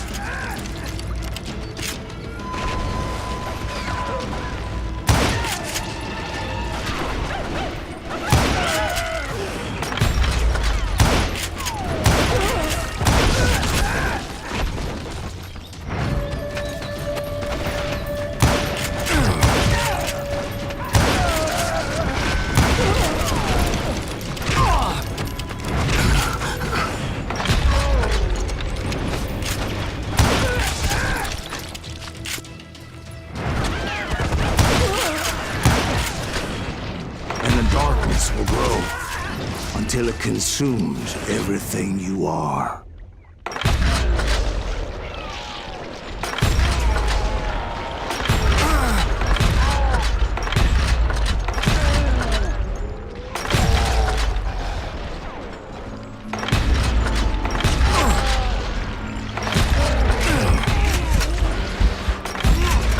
So, did you ever find him? Who? The man you are after. Let me ask you something, Ben. You ever think about death? Mr. Greaves, are you all right? Ooh, death. Oh, death. Won't you spare me over till another year? What is this that I can't see? With ice cold hands taking hold of me. Well, I am death, none can excel. I'll open the door to heaven or hell. Oh, death. Oh, death. Won't you spare me over till another year? So, are you gonna answer the question? What question is that? Jim Reed. Did you ever find him? Reed was indeed that son of a bitch's surname. That's right, Ben. A despicable character. I remember him laughing like a hyena that cold morning they lynched me and my brothers. He was intent on avoiding my vengeance, but nothing was gonna stop me. Nothing.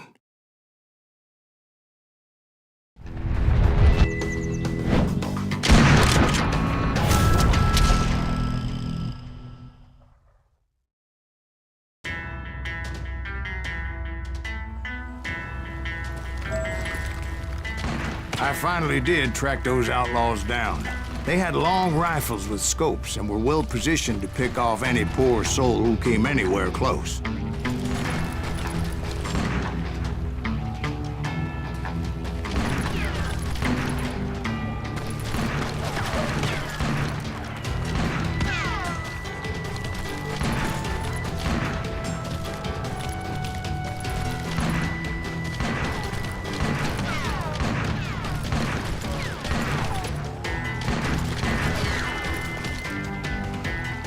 I'm guessing Frank James believed I was responsible for the demise of his brother Jesse.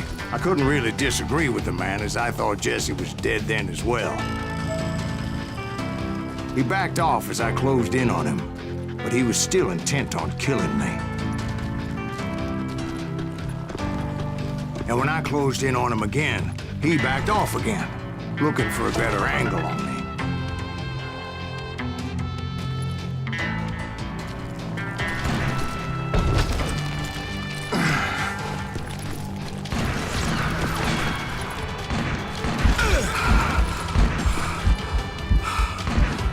Hell, I can't fault Frank for wanting his revenge, as I was there for the same damn reason myself. At this point, I'm guessing you think Silas Greaves is a worse murderer than Jim Reed ever was. No, sir. A man who spent half his life killing somebody's brothers, fathers, sons.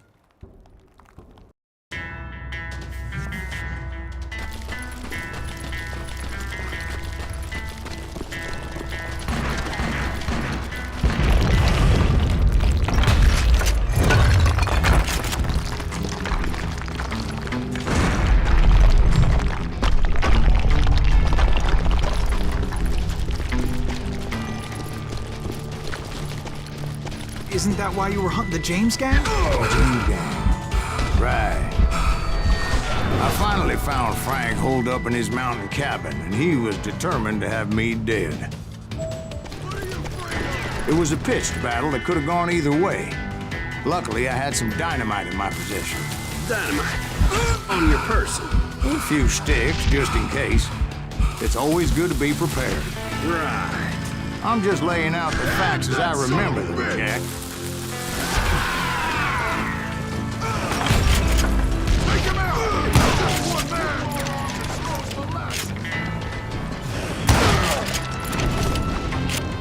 Poke your head down. I'm gonna cut you a new spine!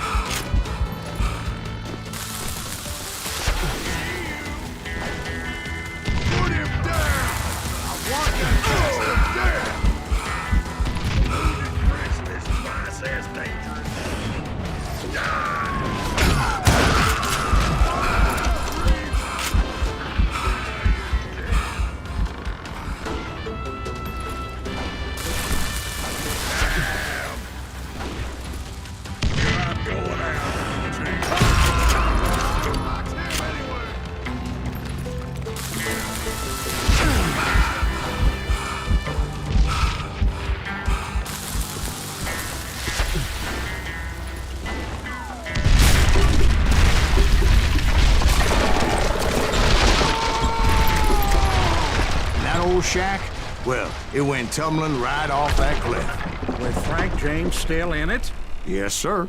But Frank James is still alive, living in Missouri, showing folks around the family farm for 25 cents a tour. I didn't say he died in the fall, now did I?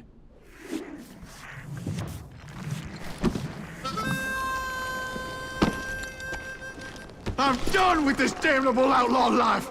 Kill me, don't kill me, do what you will! At this point, I just don't give a shit! I explained to Frank that I had nothing against him personally and that I was looking for someone else. You want Reed? Have at him! I never did like that bastard! I am done here! We parted in peace as Frank pointed out the path to my prey before making his way back down the hill.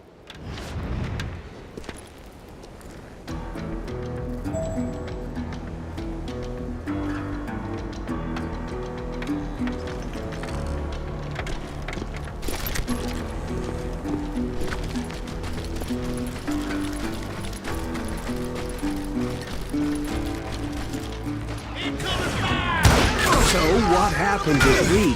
Well, I finally found the last of the gang hiding in a nearby cave. First, I had to dispatch the lookouts, as I was determined not to let that murderer escape my revenge again.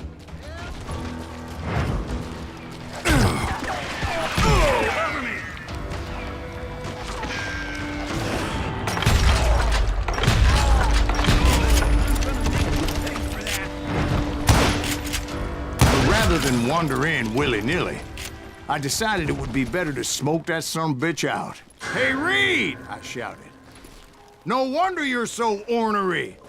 Can't be easy being married to Belle Starr. While you're off providing for the family, she's spreading her legs for every Tom, Dick, and Cole Younger.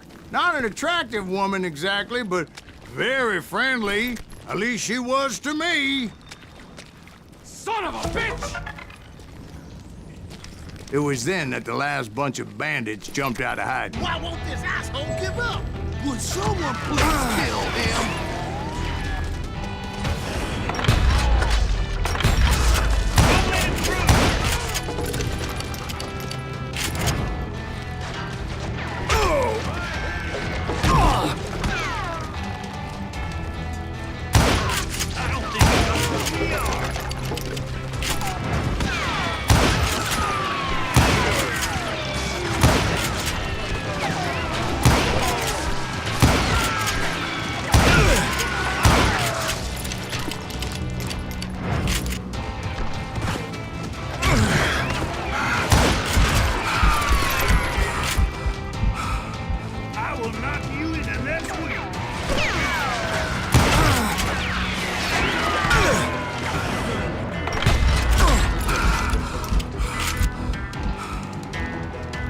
ain't afraid of you.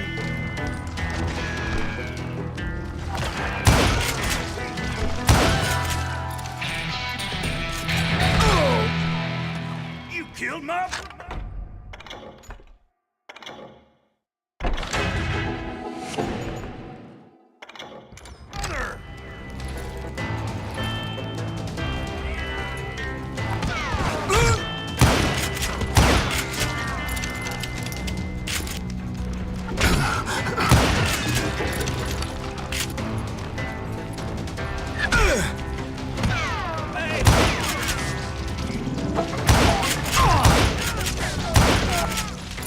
Eventually, it was just me and Reed. I had waited a long time to face him down, so I could repay him for what he did to my brothers.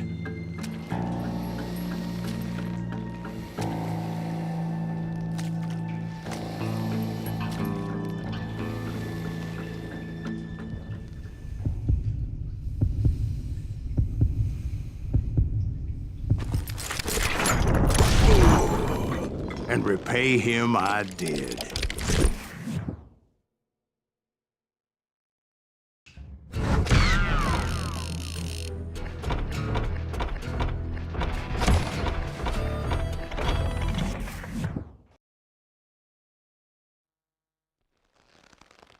Well, I don't know about you boys, but I'm pretty beat. Well, it's too damn bad you never found that Bob character. Seems a shame he never had to pay. Well, funny thing about that, I did have one more chance at him.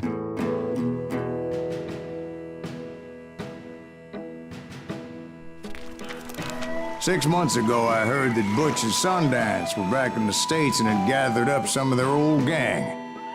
I tracked them down, hoping that Roscoe Bob Bryant had returned with them. So you're saying they didn't die down in Bolivia? That's what I'm saying.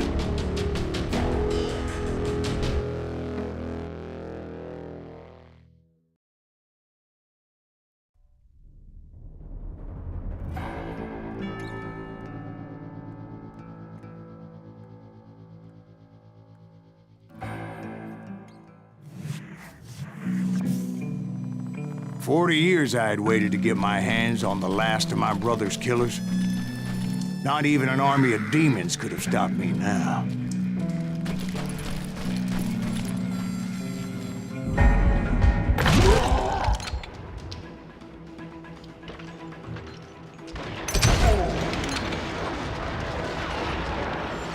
Both Johnny Ringo and Jim Reed fell fairly quickly, but the last one, Roscoe Bob Bryant.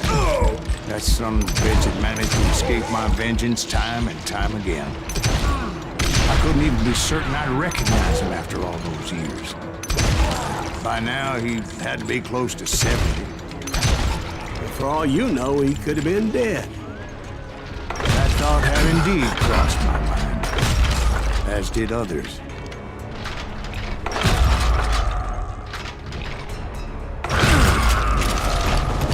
For instance, did my thirst for vengeance turn me into something worse than the man I was after?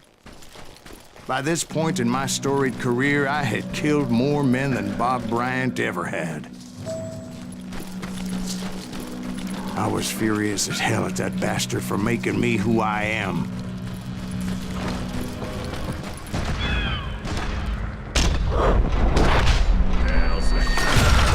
Nothing could stop me from taking his life. I'd been after that killer forever, from the time I rode with Billy the Kid. But that chapter of my story you already know. Chapter of that fairy tale, you mean? Suddenly, it was 1910. There I was, an old man roaming a ghost town dead almost 2 decades.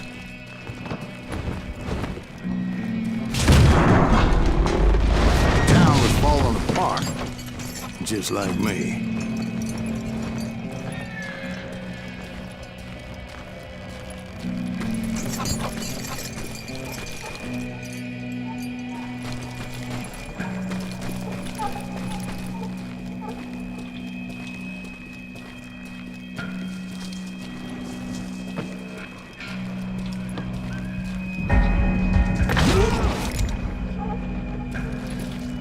I wasn't about to call it quits.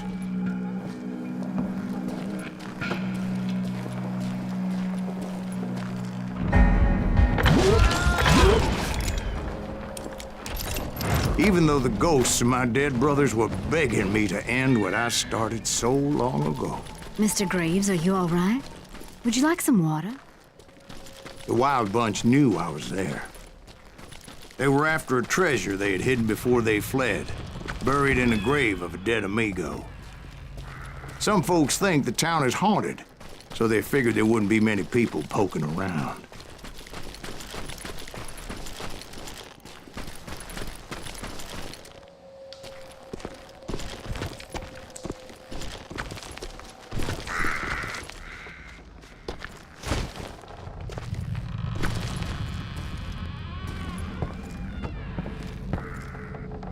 I intended to fill that grave with Bob Bryant's corpse.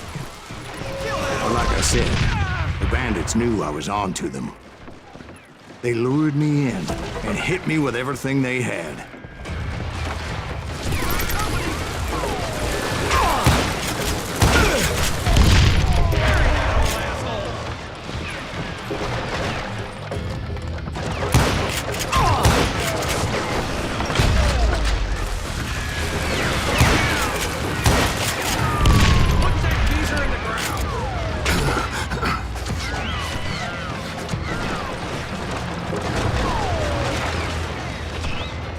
But you obviously prevailed since you seen your patterns. Actually, in that moment, I did not prevail. So I suppose we're talking to a ghost. Funny you should put it like that, Jack.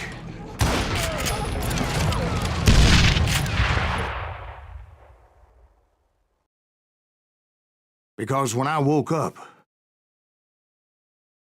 From the dead? There was silence all around me.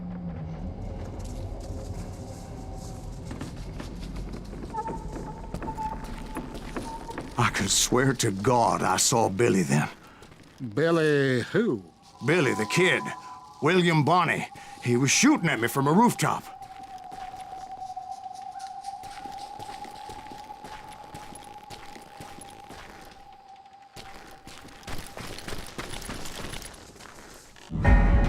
Here, there, even over there.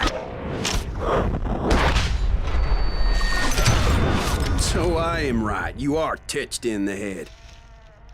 Mr. Graves, perhaps we should switch you to coffee? You see that old Indian again, too? No, but I did see Billy's killer, Patrick Floyd Garrett. He came at me, guns ablazing.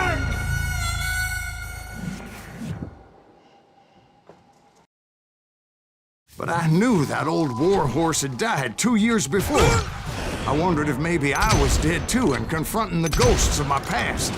Perhaps all my sins were coming back to haunt me and drag me down to perdition.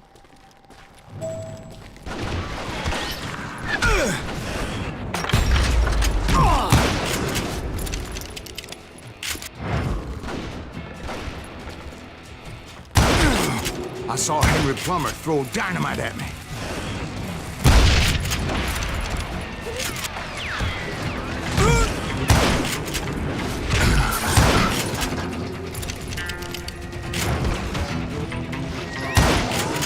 In the gates of the cemetery, I saw John Wesley Hart, just like I remember him.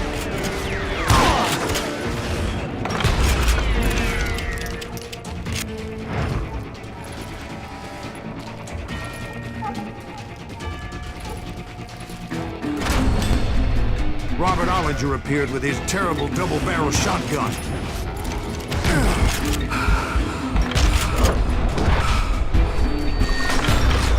No ghost army was stopping me.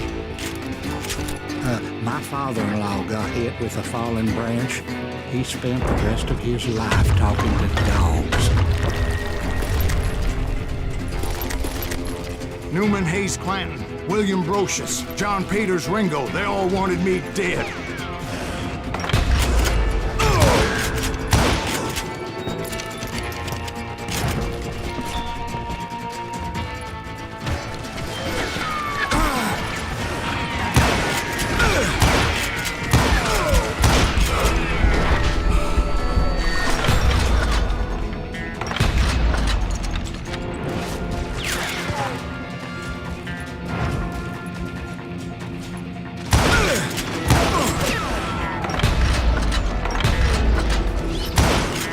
The Dalton brothers, Robert and Grattan, guardians of the Garden of the Dead.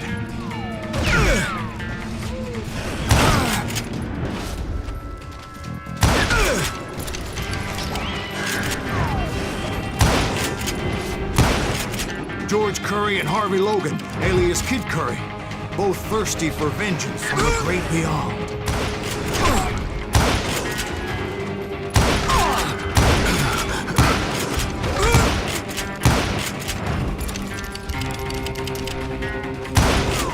Jesse, Woodson, James, and Jim Reed, each one deader than the next. I thought I would go crazy. Thought?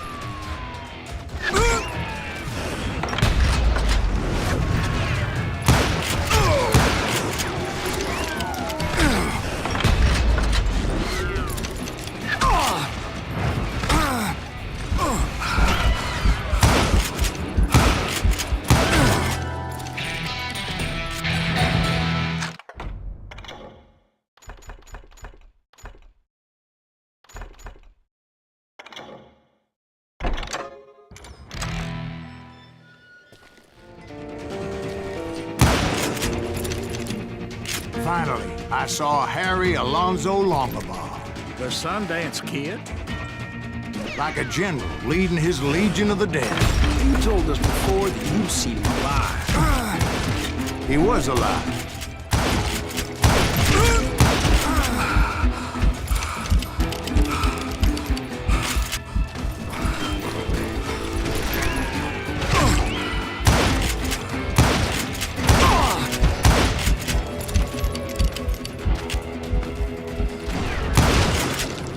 Then I heard a voice call to me from afar. It was Robert Leroy Parker, a.k.a. Butch Cassidy, coming at me from out of the fog.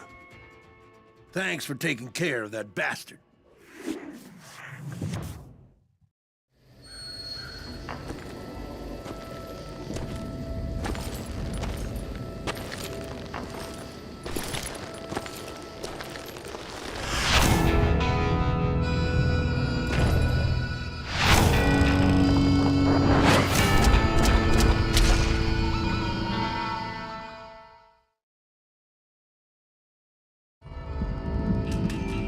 But the kid wasn't quite deceased.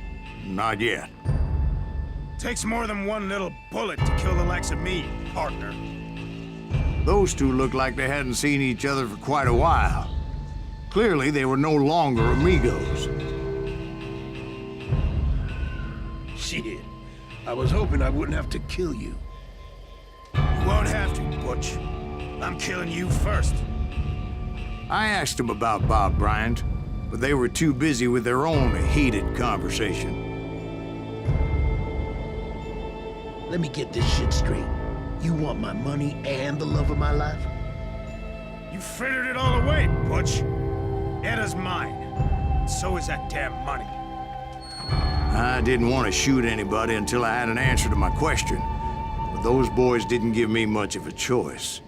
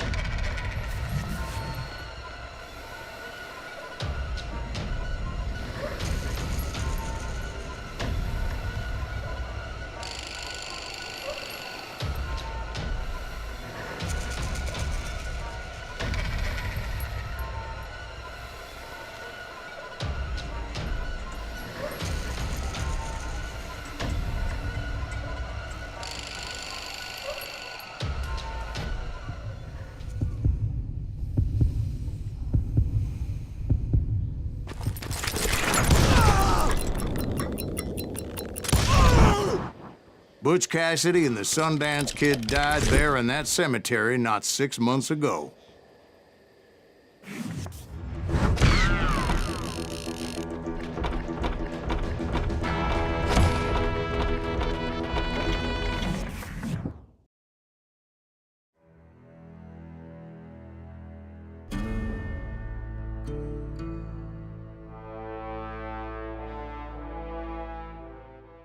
Butch Cassidy and the Sundance Kid were killed by the Bolivian army. Everybody knows that. That's the legend, but it ain't the truth.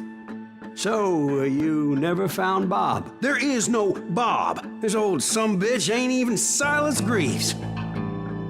Sir, is that true? Have you been pulling our legs this whole time? Well, not the whole time. Oh man, I think you've worn out your welcome here. Maybe you're right, Jack. Maybe it's time to pay. You see, Ben, or should I say Bob, your past always catches up with you. I was a different man back then, crazy. Drinking, I've changed my ways, I swear to you. If I could turn back the clock, But you can't, Bob.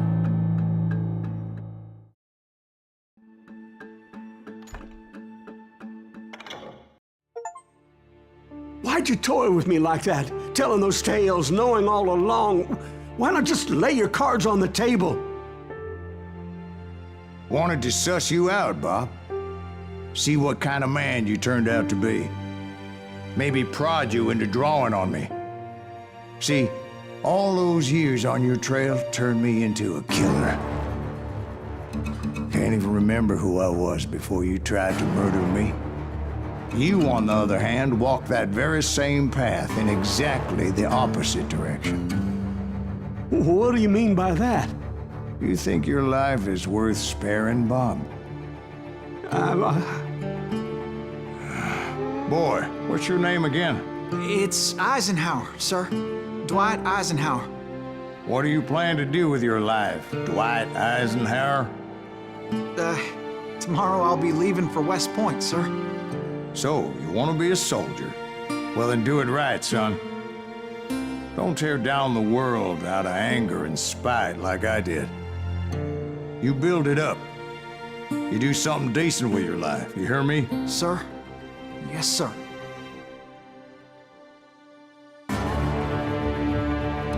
I won't have it said I left you with nothing, Bob.